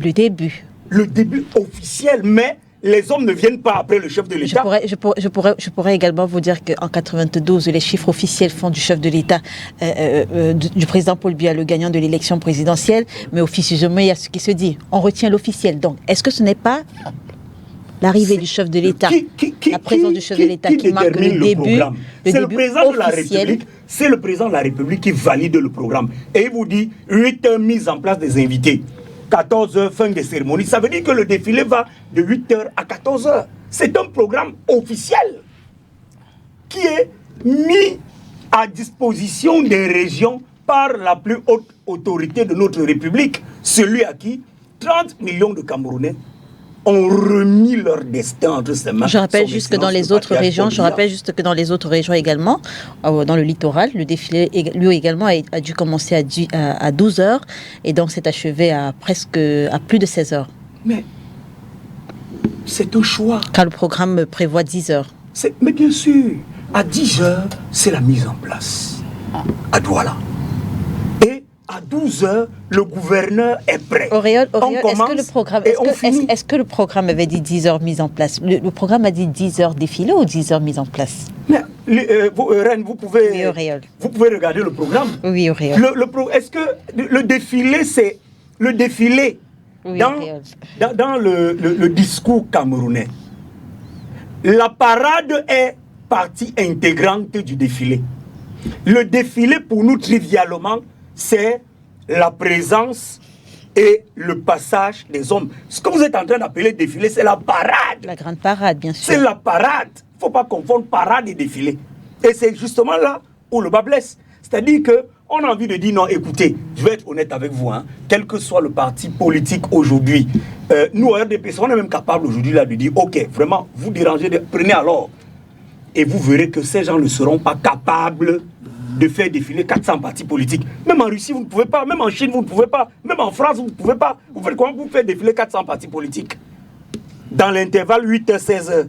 C'est pas possible. Et maintenant, est-ce que au palais présidentiel, en soirée, est-ce que dans les régions, ces partis politiques ont été exclus? Non. Vous avez des représentants, des amis de M. Nitieux, de M. Gwalem, qui étaient au palais présidentiel. Vous avez des amis de Maître Simon Kaka qui étaient au palais présidentiel. C'est vous qui n'avez pas voulu y aller. Est-ce qu'on vous a refusé? On vous refuse des médailles aussi?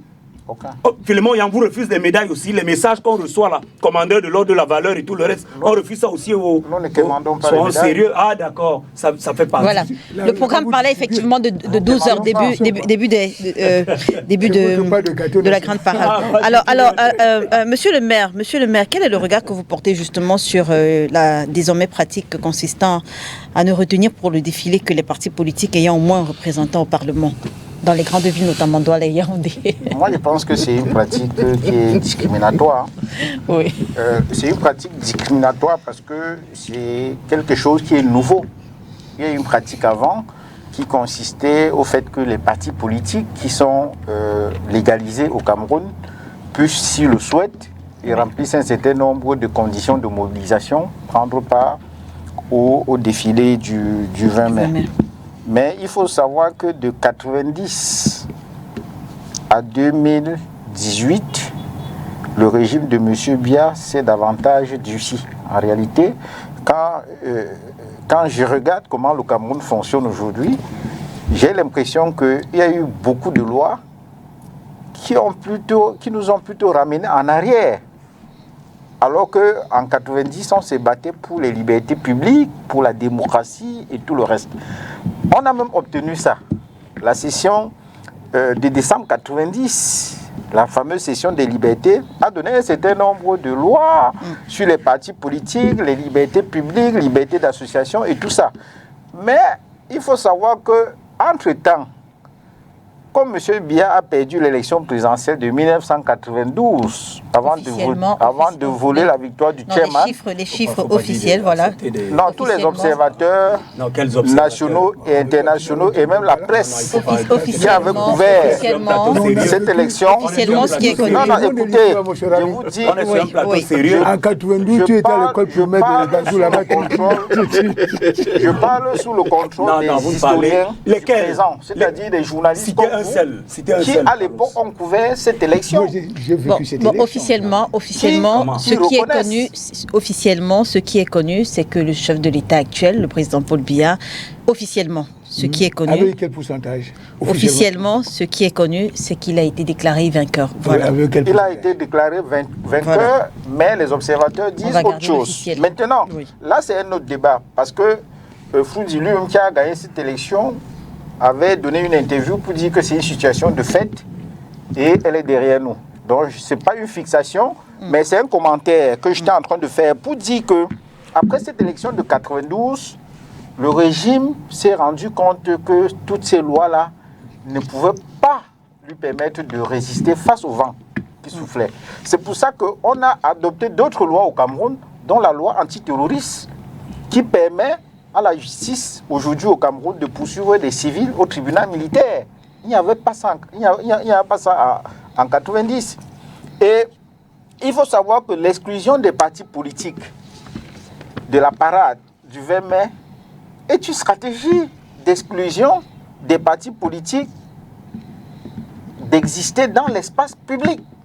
C'est-à-dire, ça rentre dans le sillage des interdictions de manifestations publiques et tout le reste. Parce que si on souhaite que les partis politiques ne défilent pas, on peut décider par exemple de dire que ok, l'armée défile et les partis politiques ne défilent pas. En ce moment-là, personne ne va se plaindre. Mais lorsqu'on désigne de façon discriminatoire un certain nombre de partis politiques amis du pouvoir qui doivent participer au défilé à l'exclusion des autres, ça pose problème.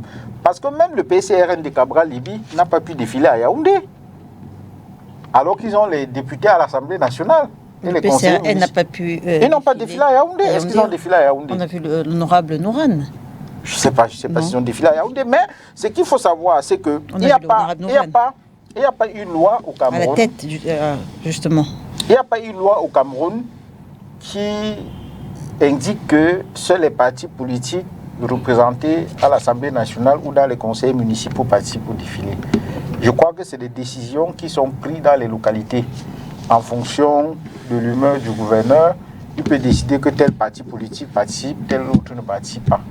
Auréole a dit tout à l'heure que le MRC a défilé à Tonga et pourtant qu'à Douala, le MRC a été interdit de défiler, de même qu'à Yaoundé. Donc, c'est en réalité une stratégie. C'est pas une interdiction. Non, c'est une interdiction parce que le gouverneur ou le préfet, ils ont sorti une liste de partis politiques qui devaient défiler.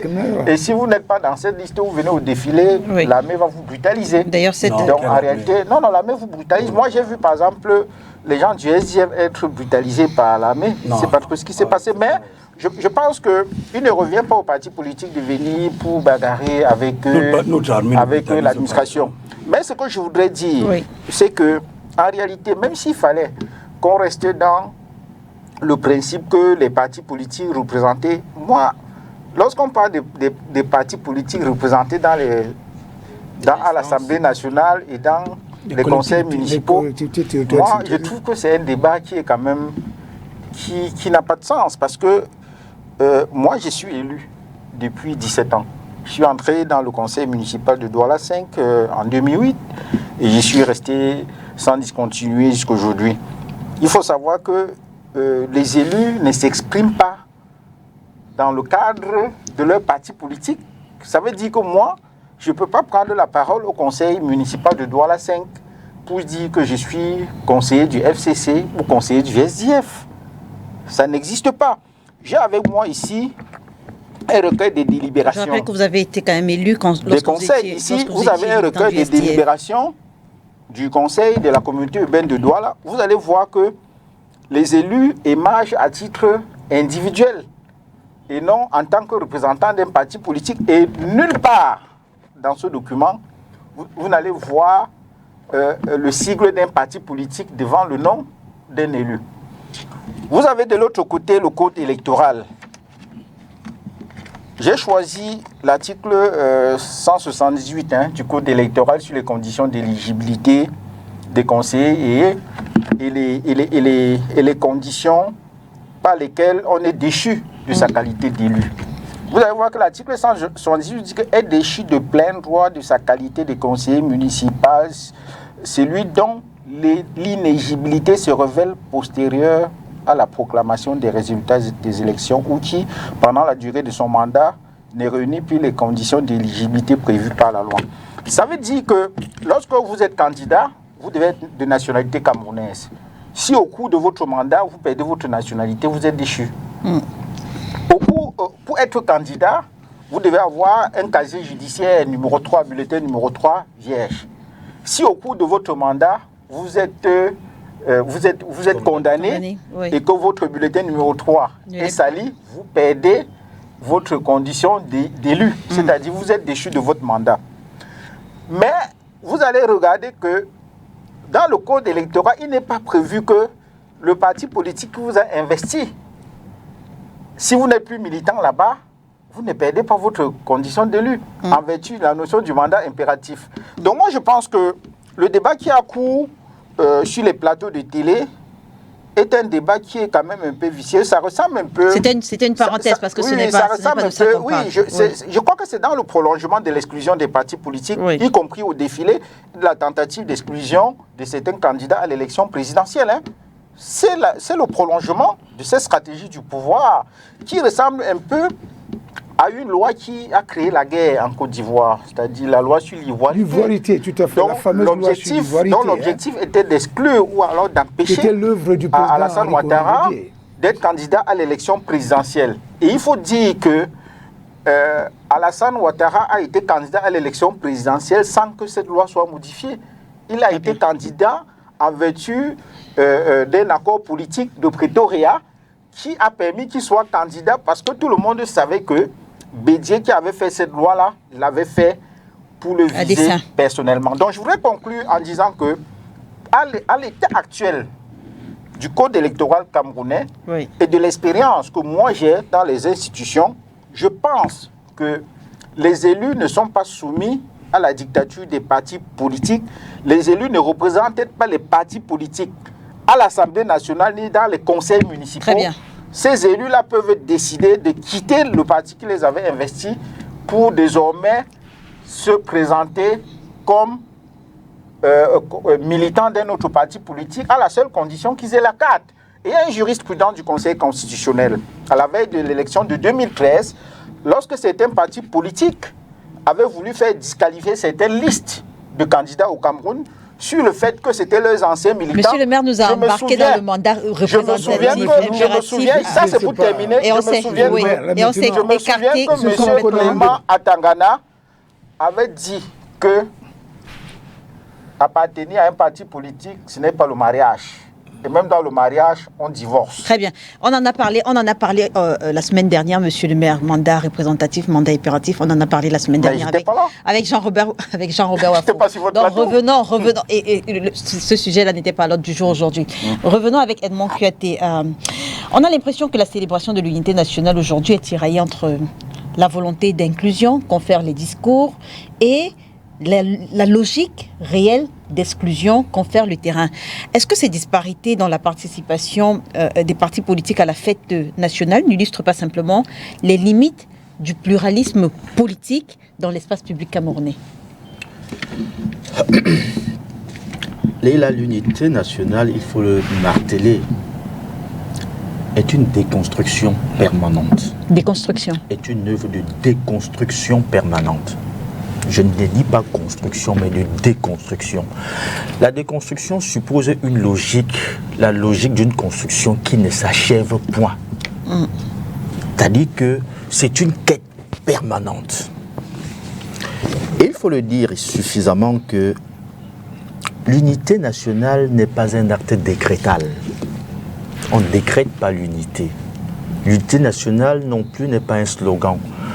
Ce n'est pas une incantation, ce n'est pas une déclamation. C'est-à-dire que vous pouvez écumer tous les plateaux de télévision, utiliser tous les canaux de communication que vous voulez pour parler de l'unité nationale. Si sur le plan comportemental, si sur le plan de la pratique, on ne vit pas l'unité nationale, il n'y aura pas l'unité nationale. Ça veut dire que c'est une œuvre de construction qui devrait se faire de manière impliquée, de manière concertée. Et il devrait avoir au moins pense, une chose qui met les Camerounais d'accord. C'est pour ça que moi, personnellement, je suis pour l'exclusion des partis politiques n'est-ce pas, aux activités de l'unité nationale. Je suis pour l'exclusion des partis politiques.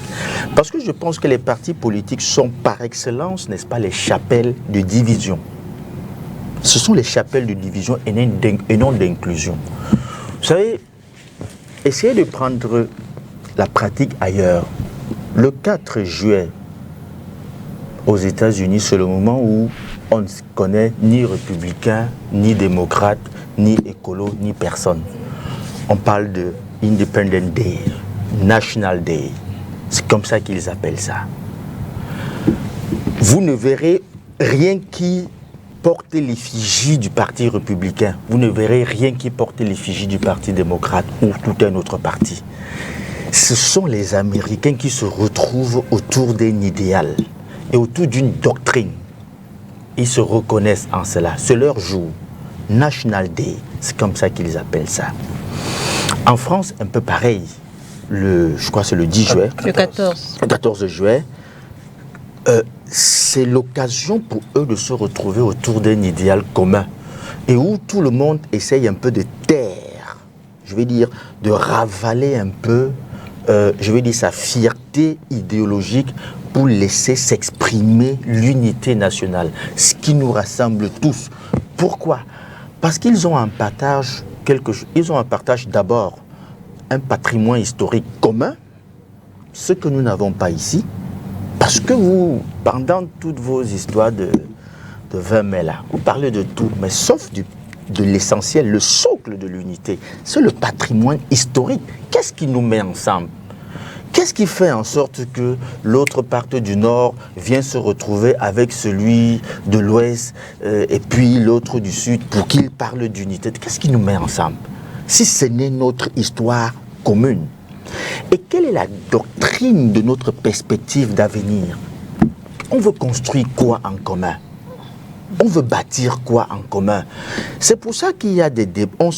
Je vais dire, c'est pour ça qu'on est empêtré dans des débats chiffonniers, genre parti politique monté, parti politique, parce qu'on n'a pas un idéal de construction commun. Ça n'existe pas. C'est pour ça qu'on se limite à des petits trucs. Bon, maintenant, prenez tous les partis politiques au Cameroun. Auriol parlait de 410. Non, 369, 370. Donner... C'est trompé les chiffres encore. Bon, je ne sais pas trop. Non, c'est fait. Allez-y, oui. C'est une parenthèse. Donner la possibilité aux 360 machins de partis de défiler. Vous croyez que vous aurez tous les 30 millions de Camerounais, ils vont se retrouver là-dedans? Il parlait encore tout à l'heure, il disait que les 30 millions de Camerounais ont donné mandat au président Paul Biya. Non. Le président Paul Biya a reçu le mandat de 1 700 000 Camerounais, moins de 2 millions. Voilà ceux qui lui ont donné le mandat. Nous sommes, le reste des Camerounais se sont alignés derrière cela en disant, puisque c'est la loi de la démocratie, vous qui êtes allés faire cette chose-là, nous ne sommes pas reconnus. Pourquoi est-ce que les 33 millions de Camerounais qui ont participé suivant le fichier de l'ECAM, 3 millions, ça veut dire que 27 millions, et même si on devrait s'en tenir à, n'est-ce pas, je vais dire, à la plage des âges de vote, peut-être, il y a 15 millions de Camerounais en âge de voter, au minimum au Cameroun. Ça veut dire que sur les 15 millions, il y a 3 millions qui ont décidé d'aller s'exprimer. Il y a en moyenne 12 millions qui ont dit on ne se sent pas concerné. Pourquoi est-ce qu'ils ont dit qu'ils ne se sentent pas concernés? C'est-à-dire que ce soit par le président Biya, par les autres représentants des autres partis d'opposition, il y a 12 millions qui ont dit ça ne nous concerne pas, on ne se sent pas concerné. Et donc vous ne pouvez pas objectivement et de manière pertinente vous appuyer sur les résultats d'une telle opération électorale pour dire que vous représentez les 30 millions de Camerounais. Ça ne peut pas se faire. Et donc, il me semble que si nous voulons véritablement construire notre unité nationale, on devrait davantage s'atteler à chercher les éléments fédérateurs. Le génie politique voudrait que l'on comprenne que le Cameroun, par nature, est une juxtaposition d'éléments clivants. Et donc, le génie politique devrait s'atteler davantage à chercher le lien, le ciment qui les met en bloc. Dieu merci, on a connu ça dans ce pays. À l'époque où l'unité nationale était une vérité, une évidence dans ce pays, il n'y avait qu'un seul parti politique. Et même si tous les Camerounais ne s'exprimaient pas dans ce parti politique, mais au moins c'était une vérité, c'était un vécu, il n'y avait pas tout ce que nous entendons aujourd'hui. Je ne vais pas revenir là-dessus, c'est assez disgracieux de reprendre ça ici, mais au moins les fractures qu'on observe aujourd'hui n'existaient pas, et il faut même dire que c'est à cette période aussi délicate qu'on a réussi l'œuvre de ramener tous ces blocs par nature divergentes, antinomiques, ensemble, notamment le nord musulman, le sud chrétien, l'ouest en partie anglophone, une partie francophone et tout ça. On a réussi à les mettre ensemble et véritablement il y avait une unité nationale. Je pense que s'il y a une unité qui nous représente véritablement, s'il y a une entité qui nous représente véritablement tous, c'est l'armée. Et c'est pour ça que je suis d'accord avec la thématique armée et nation. Et donc, il me semble que l'armée devrait défiler et faire une parade militaire qui, n'est-ce pas, démontre la force justement, de notre unité. Aujourd'hui, dans la célébration, on constate que c'est l'armée qui est mise en avant. La réunification, on le sait, la fête de l'unité, ça part de la réunification des deux États anciennement fédérés. Mais est-ce que l'armée a joué un rôle dans cette victoire? Est-ce que c'était une victoire militaire? Est-ce que l'armée a joué un rôle prépondérant en 1972 pour qu'aujourd'hui ce soit l'armée qui soit mise en avant? Bon, en fait, avant de répondre à votre question, oui, je serais tenté de rebondir d'abord rapidement, sur ce que Edmond disait. J'avoue que c'est très philosophique, l'orientation qu'il a voulu donner à la question. Mais ce qu'il doit intégrer, c'est que lorsqu'on parle de la construction de l'unité nationale, c'est à quelle fin? C'est pour bâtir une véritable nation camerounaise.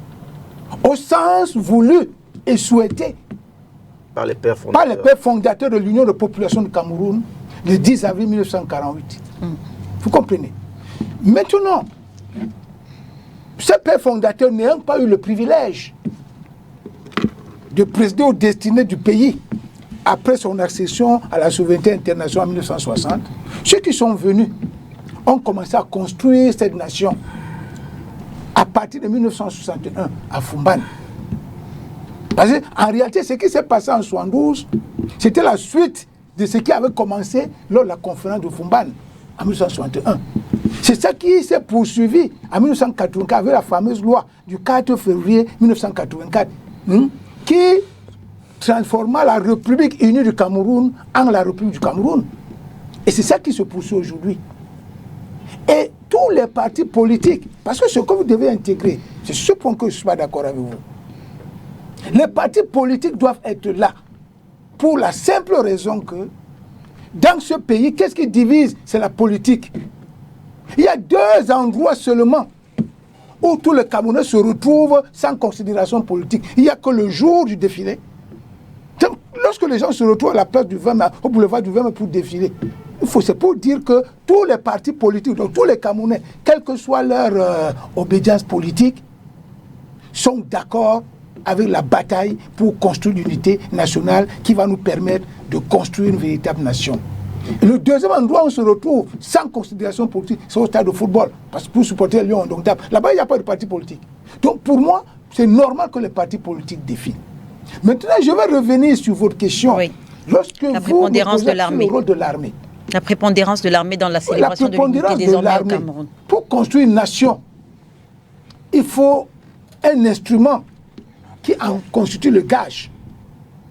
C'est l'armée nationale du Cameroun qui constitue notre gage pour la construction d'une nation camerounaise. C'est pour ça que lorsque vous lisez les missions statutaires régaliennes de l'armée, on vous dit que l'armée joue un rôle de premier plan dans la surveillance du territoire national. L'armée joue un très grand rôle dans la préservation de notre intégrité territoriale. L'armée joue un très grand rôle dans la sécurité et de l'ensemble du pays et des populations qui constituent notre nation, l'armée.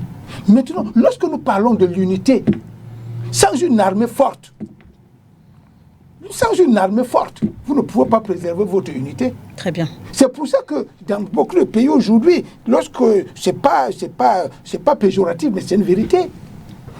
Lorsque vous voyez certains pays africains qui ont des difficultés aujourd'hui, je ne veux pas les citer ici.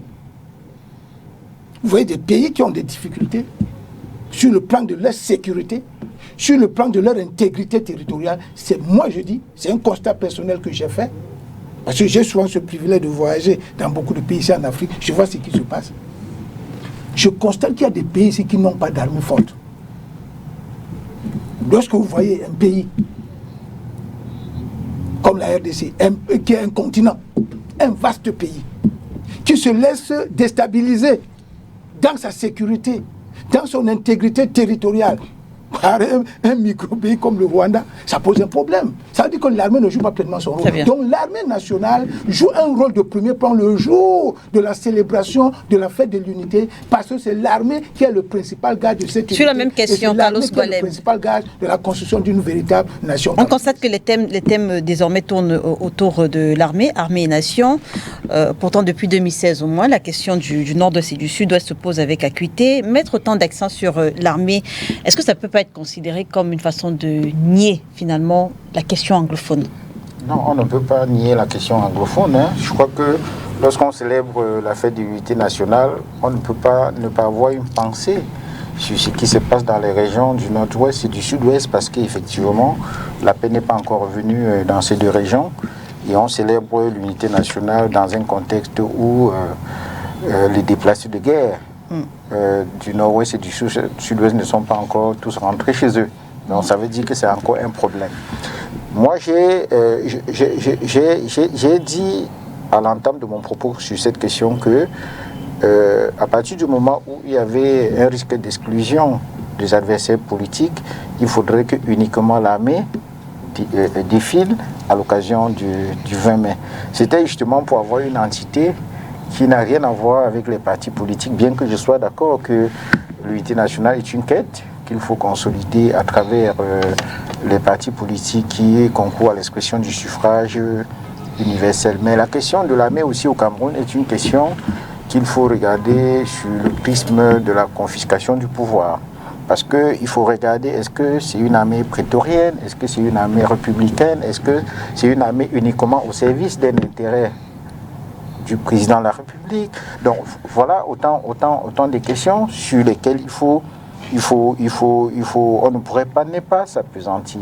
Mais moi je pense que une fête comme celle-là est l'occasion aussi de montrer, je veux dire, la capacité de notre armée à assurer la sécurité de nos institutions, à assurer l'intégrité de notre territoire et tout le reste. Et je crois que l'armée du Cameroun a eu à montrer sa capacité à défendre l'intégrité du territoire, que ce soit avec Boko Haram ou pour la préservation de la presqu'île de Bakassi. Je pense que de ce point de vue, je crois qu'il n'y a rien à dire. On a une armée qui est quand même assez professionnelle. Le seul problème, c'est que vous avez au sein de l'armée également des entités qui sont franchement des entités qui sont pratiquement privées.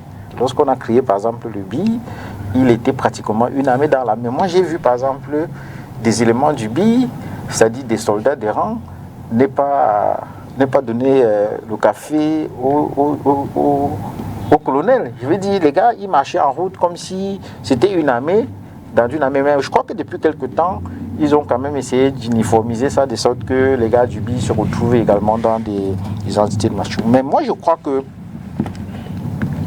nous devons aujourd'hui nous interroger sur la question de l'unité nationale et dire que nous avons connu quand même un échec historique pour ne pas avoir une unité nationale qui est consolidée aujourd'hui. Parce que lorsque Maître Kak a parlé tout à l'heure de la volonté des pères fondateurs, parce que l'UPC voulait la réunification avant l'indépendance. Tout à fait. Ça devait éviter le débat que nous avons aujourd'hui sur le fait qu'il y a un Cameroun francophone et un Cameroun anglophone. On a accédé à l'indépendance à des dates différentes. Après, on a eu la réunification. Aujourd'hui, vous avez des Camerounais qui vous disent qu'ils sont venus en mariage et puis on ne les a pas respectés. Et pourtant, si on avait eu la réunification avant l'indépendance, comme le souhaitaient nos pères fondateurs, on n'aurait pas eu ce problème. Ce qu'il faut dire également aujourd'hui, c'est que les gens même qui voulaient l'indépendance véritable du Cameroun ont été combattus. Et on a donné l'indépendance à ceux qui n'en voulaient même pas.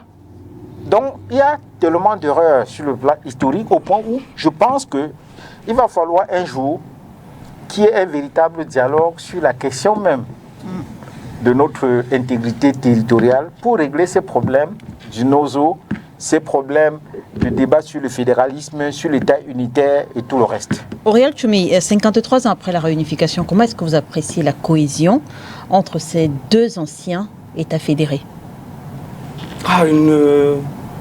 Une cohabitation parfaite, pacifique. Il me semble que le président... De dire, est-ce que ce n'est pas nier le problème anglophone? Parce que je rappelle que depuis 2016... Il n'y a pas de problème anglophone au Cameroun. Il n'y a pas de problème anglophone au Cameroun. Vous osez Il ça? y a des personnes tapies dans l'ombre qui ont manipulé des jeunes afin qu'ils créent un État qu'ils ont appelé Ambazonie. Non, c'est pas ça le débat. Le premier ministre de la République du Cameroun est anglophone. M. John Fundi est anglophone. M. Joshua aussi est anglophone. Il était là à Yaoundé au défilé. La commission, le président de la République, son Excellence, le patriarche Paul Biya, a mis sur pied une commission nationale de bilinguisme et de multiculturalisme. Cette commission est appelée aujourd'hui commission Peter Mafani Moussongwe. Elle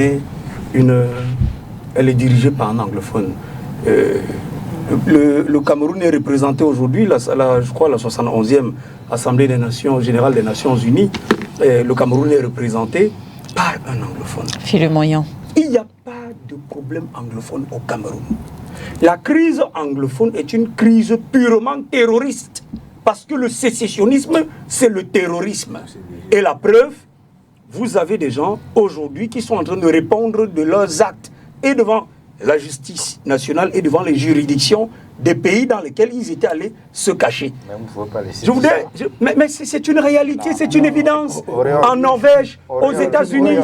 Oh là là, vous avez votre temps de parole. Non, s'il y a des choses que vous avez votre temps de parole. Je ne peux pas cautionner. Vous avez votre temps de parole. Permettez que j'use du mien. Non, je ne vous c'est un sujet très Permettons. délicat. Je ne peux pas cautionner ce genre de propos sur un plateau que j'ai. C'est votre rôle plus absolu. Non. Je vous dis que dis vous êtes dans un pays où il existe une common law, c'est-à-dire, comment je vais appeler ça, tout un droit, toute une justice applicable dans une zone linguistique que nous appelons vulgairement le NOZO, qui pour moi n'existe pas parce que, attention, ce que beaucoup de personnes ne savent pas, les spécificités socio-historiques, anthropologiques, ethniques, ethnographiques, monographiques du nord-ouest diffèrent radicalement du sud-ouest. Et au Cameroun, attention, si un poste, même ici à STV, si on décide que le poste de rédacteur en chef revient à un gars du sud-ouest et vous nommez un gars du nord-ouest, ça fera un problème. Or, dehors, les gens vont dire, c'est un anglophone. Il n'y a pas d'anglophone. Ce sont des Camerounais. Il n'y a pas d'anglophone, francophone. Attendez.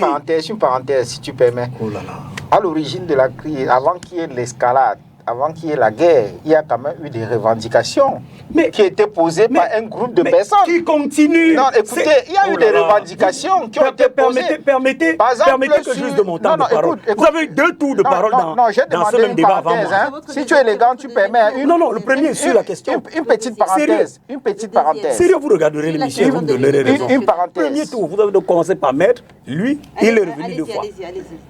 Écoutez. J'ai demandé une parenthèse. Non, la question, non. Ça pourra t'aider, si tu veux. Non, pas du tout. Ça pourra t'aider. En fait, Aurélien, c'est votre deuxième tour de parole. Le premier tour, c'était est-ce compréhensible? La question que je vous ai posée, est-ce compréhensible en parti politique dans la représentativité? Au début, les gens font des revendications politiques, notamment la demande du fédéralisme, qui n'est pas un crime d'État.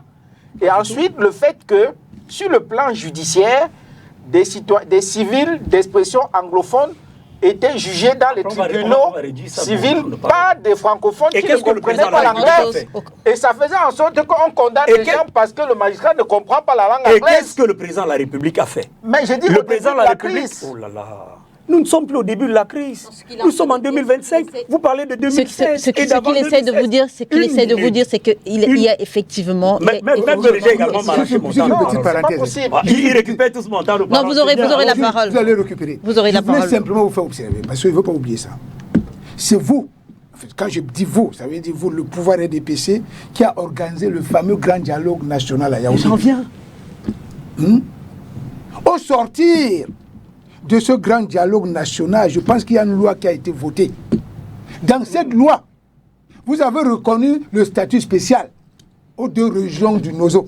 Vous en avez fait quoi? Pourquoi on a reconnu ce statut spécial? C'est parce que justement, au niveau de Yaoundé, on a reconnu qu'il y avait un problème. Allez-y, Auréole. Écoutez. Oui. Vous ne pouvez pas venir ici sur le plateau qu'il n'y a pas de problème. Aujourd'hui, au Cameroun, le Cameroun dans lequel nous vivons, le président de la République, son Excellence, le patriarche Paul Biya, a tout mis en œuvre pour que la cohésion sociale, pour que l'unité nationale soit une réalité. Je viens de vous citer un certain nombre d'exemples qui vous montrent clairement que nos frères de langue anglophone ne sont pas exclus de la répartition des richesses du pays. Quand on nomme un gouverneur, au littoral, on ne nomme pas, on nomme pas un gouverneur au nord-ouest, on ne nomme pas un gouverneur au sud-ouest, il n'y a pas de sous-préfets, des préfets, et l'administration a-t-elle disparu? J'ai eu la chance d'aller à Mbot, oh là là, c'est mon temps de parole. J'ai eu la chance d'aller à Mbot, à Ndou, à Missandje, à Ako, à Binchoua. Dans toutes ces zones, l'État est représenté. D'ailleurs, le bataillon d'intervention motorisé, l'une des bases est en Cambé. L'État n'a pas disparu. Le Cameroun, justement, grâce à son armée, contrôle tout son territoire. Et je voudrais d'ailleurs vous dire, c'est le président de la République, son Excellence, le patriarche Paul Biya, quand il était Premier ministre du président El Hadj Amadou Ahidjo, qui met en œuvre la nationalisation de notre armée, en commençant par l'armée de terre, créée en 1959. Le tout premier, je parle de la nationalisation lorsqu'il est Premier ministre. Non, parce que les cadres étaient français. Oh là là. Non, je vous dis que l'armée de terre est créée en 1959, mais les cadres sont français. Et c'est le président de la République, son excellence patriarche Paul Biya, quand il est Premier ministre, qui commence avec la nationalisation de nos forces de défense. Quand vous prenez par exemple le colonel Yakana Gebama, le père de l'armée de l'air, c'est le président de la République, son excellence patriarche Paul Biya, qui lui a permis de présider aux destinées de l'armée de terre. Aujourd'hui, vous prenez le bataillon des troupes aéroportées, le bataillon spécial amphibie, le bataillon blindé de reconnaissance, le régiment d'artillerie sol-sol, le régiment d'artillerie sol-air. C'est le président de la République. C'est même le président de la République qui a d'ailleurs décidé que l'air devait devenir une constituante de la défense camerounaise, ce qui n'était pas le cas quand on était avant le président de la République. Et d'ailleurs, c'est le même président de la République qui a tout mis en œuvre pour que les officiers militaires ne soient plus commandants des régiments de l'armée de l'air. Et donc la cohésion entre ces deux... La cohésion participe donc de quoi? La cohésion participe de ce que, dans la répartition du pouvoir, dans l'intégration nationale, dans la prise en compte du système éducatif, on n'impose pas, par exemple, le système éducatif francophone aux Camerounais de langue anglophone. La preuve, c'est qu'aujourd'hui, nous tous nous courons vers le système éducatif anglophone. Nos enfants à la maison, ils ne fréquentent plus notre système pour la plupart. Je suis sûr que même sur ce plateau, les aînés qui sont là ont des enfants qui fréquentent le système éducatif anglophone. Dans les rédactions, dans les entreprises privées, dans les administrations, dans les ministères, le président de la République, son Excellence, le patriarche Paul Biya, met tout en œuvre pour que l'unité nationale ne soit pas, comme l'a dit Edmond, un décret. Non, il n'a jamais décrété l'unité nationale. Il a créé des mécanismes visant aujourd'hui à renforcer notre unité, la maintenir, la bâtir davantage et la consolider. C'est pourquoi le terme consolidation ne manque jamais dans les discours tenus par le président de la République, son Excellence, le patriarche Paul Biya. Si je vous dis unité nationale et intégration nationale au Cameroun, vous me dites quoi? Je crains que ce ne soit des données antinomiques pour l'instant. Il n'y a pas suffisamment d'intégration. Mais avant, je voudrais dire à Auréole que la dénégation n'est pas une forme de solution des problèmes. Et il faut faire très attention lorsqu'on prend la parole pour adresser des questions qui touchent à des très fortes sensibilités. Parce que c'est ça qui, parfois, ravive un peu la flamme des antagonismes et crée des problèmes. Vous savez, je vais vous dire une chose.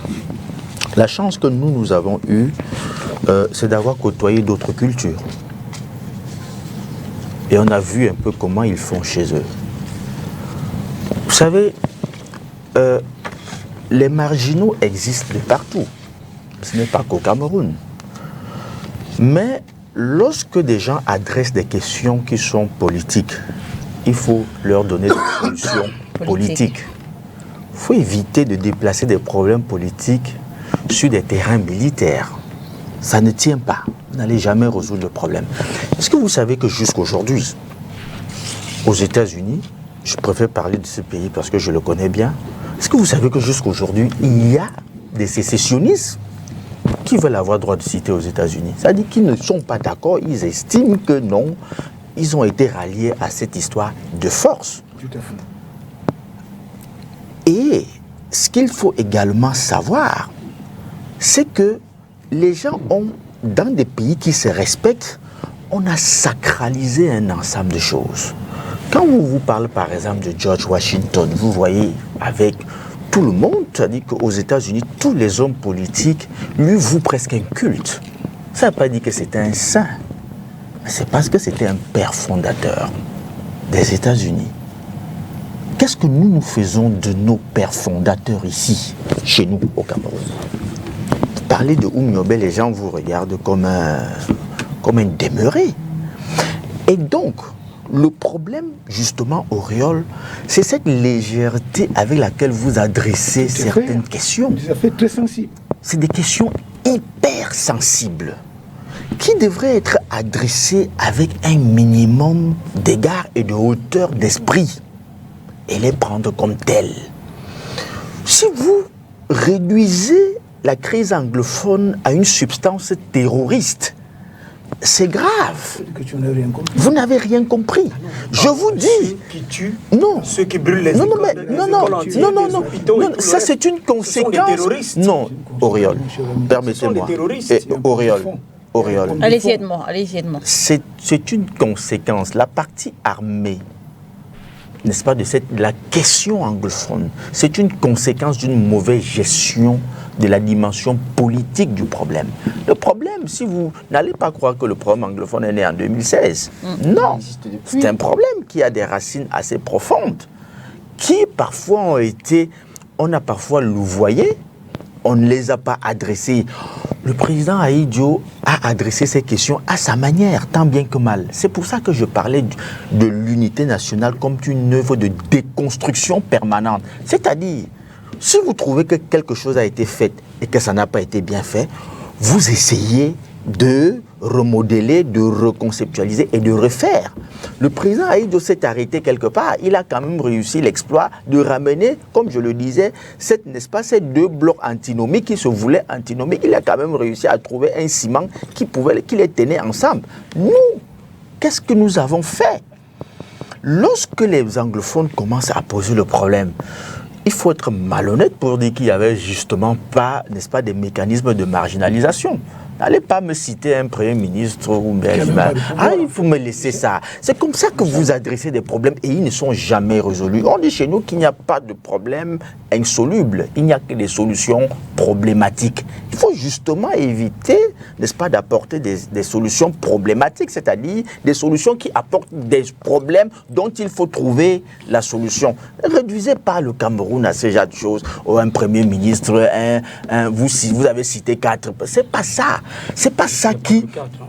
Vous pouvez citer 10, on peut même citer 20. Mais est-ce que c'est ça qui fondamentalement apporte le sentiment de satisfaction à ce peuple, disons, n'est-ce pas, du nord-ouest et du sud-ouest, qui estime qu'il devrait participer, qu'il devrait être suffisamment impliqué et davantage écouté dans, n'est-ce pas, l'œuvre d'édification nationale? Est-ce que c'est parce que vous allez citer 20 personnes dans l'appareil administratif, 30 personnes, citez même 30, même 40 si vous voulez, mais est-ce que c'est ça qui résout leur problème? Lorsqu'ils vous disent, par exemple, à l'époque, j'avais suivi, nous avions tous suivi. Lorsqu'ils vous disent que, mais écoutez, moi je ne peux pas être anglophone, on m'amène devant un tribunal où je ne comprends pas ce que... Auriel, permettez-moi. Allez-y, aidez-moi. Et donc, lorsqu'il vous pose ce genre de problème, vous devez le comprendre. Vous devez également comprendre lorsqu'ils vous disent que, écoutez, nous avons un sous-système anglophone, mais en termes, n'est-ce pas, de perspective supérieure, quand nous finissons avec notre bac anglophone, on est obligé d'aller à l'université de soir ou de machin, où nous ne nous retrouvons plus, où, n'est-ce pas, les programmes sont à 80-90% francophones. On ne se retrouve pas. Quand les gens posent ce genre de problème, et si vous ne pouvez pas vous asseoir pour comprendre qu'il y a quelque chose qui ne va pas, permettez, Auriol. Tu sais, moi, je ne suis pas un homme politique. Edmond, continuez en disant que le président de la République, son Excellence, le Patriarche Paul Biya, a offert une université à Bamenda, une université à Boya. Je ne suis pas dans la propagande. Allez-y, Edmond, allez-y. L'école nationale des travaux publics. Ce que je vais dire. Oui. Et donc, lorsque les gens posent ce type de problème, et que vous ne comprenez pas que c'est un appel, n'est-ce pas, à justement la construction de notre nation. Des problèmes qui sont posés depuis avant 2016. Des problèmes qui sont posés depuis avant 2016. Si vous ne pouvez pas avoir un sursaut pour vous dire, écoutez, on a fauté quelque part, arrêtons-nous. Si vous croyez qu'à cela, il faut rassembler suffisamment de matraques, suffisamment de gourdins pour aller les mater et leur dire, taisez-vous, vous n'avez rien à dire ici, et que vous tenez ces discours, comme je le disais, qui court le risque quand même de raviver la flamme des antagonismes au lieu de ramener ceux qui se sentent ostracisés, marginalisés, n'est-ce pas, dans l'édifice national, ça pose problème. Je dois vous dire, tous autant que nous sommes ici, j'aime à le dire, nous sommes des pères de famille, nous sommes des chefs de famille. Et donc, lorsque un enfant, qui soit le nôtre ou un enfant qui vit chez nous, lorsqu'il ne se sent plus appartenir à la maison, il devient un danger pour la maison. C'est cet enfant qui peut dire au voleur où est-ce que vous gardez les clés. Si véritablement il se sent exclu de la maison, et vous n'avez besoin de personne pour vous dire ce qu'il faut faire pour ramener cet enfant dans le giron familial, si tant il est que vous avez adopté des pratiques et des comportements qui l'ont exclu de la famille, si on ne l'invite plus à table lorsqu'il faut manger, si il ne bénéficie plus d'un ensemble de privilèges dans la maison, si on ne l'appelle que lorsqu'il y a des devoirs dans la maison, si on ne l'appelle que lorsqu'il faut aller chercher du bois, aller puiser de l'eau et aller faire ceci, mais lorsqu'il faut poser, n'est-ce pas, le couvert à la table, il est exclu. S'il se plaint et que vous ne pensez pas que non, il faut qu'il soit traité au moins avec équité au même titre que les enfants de la maison, et que vous pensez que c'est la seule réponse, c'est le fouet, alors là vous créez un gros danger en 30 secondes, dans votre maison. En 30 secondes, on va sortir de l'émission. Je suis un peu déçu quand ce sont des en 30 élites pour qui nous autres avons beaucoup de respect, qui légitiment le terrorisme. Parce que dit que avant 2016, non, écoutez, toutes les revendications des vrais Camerounais du sud-ouest et du nord-ouest, quand je dis des vrais, je parle des gens qui sont restés dans la République, pas ceux-là aujourd'hui qui prennent des armes pour tuer leurs propres frères. Le président de la République les a mis à la table. Quand j'ai dit à Edmond de continuer, il a dit, il venait fréquenter à Yaoundé. Mais attention, à une certaine époque au Cameroun, il n'y a pas que les anglophones qui allaient fréquenter à Yaoundé. Quand on crée l'université de Tchang, vous avez oublié ça? Vous avez oublié que quand tu es arrivé à l'université de Tchang, il fallait remplir une fiche pour dire région d'origine, et que quand pour certains tu étais bamléké, on vous disait monsieur, va à l'université de Tchang. Mais il ne faut pas qu'on donne l'impression que les problèmes sont systémiques.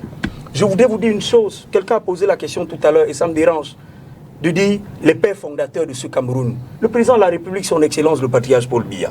16 décembre 1991, loi numéro 16/022 portant réhabilitation des figures historiques du Cameroun. Figures historiques, c'est-à-dire qu'aujourd'hui, au Cameroun, de façon officielle, quand on prononce le nom Oumniobé, c'est une figure historique. Mais à un moment donné, qu'est-ce que nous attendons? Je rappelle également qu'en son temps, les militantes de l'UPC ont décrié le fait que dans cette même loi, on retrouve Oumniobé et on retrouve également Amadou Ahidjo, le président Amadou Ahidjo. Je le précise. Ça, c'est un débat politique.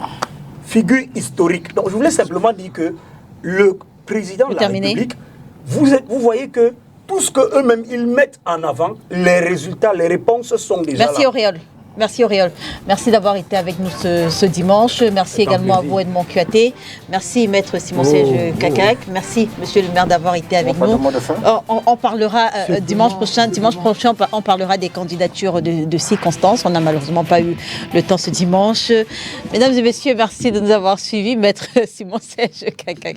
Oui, mais 2 heures, c'est passé rapidement. Merci.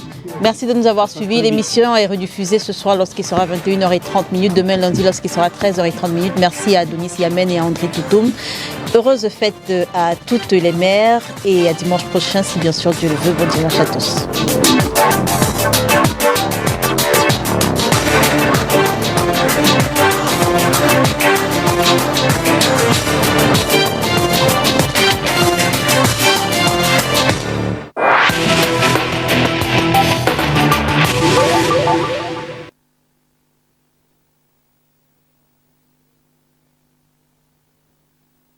Il y a eu, Bobala ont commencé cette histoire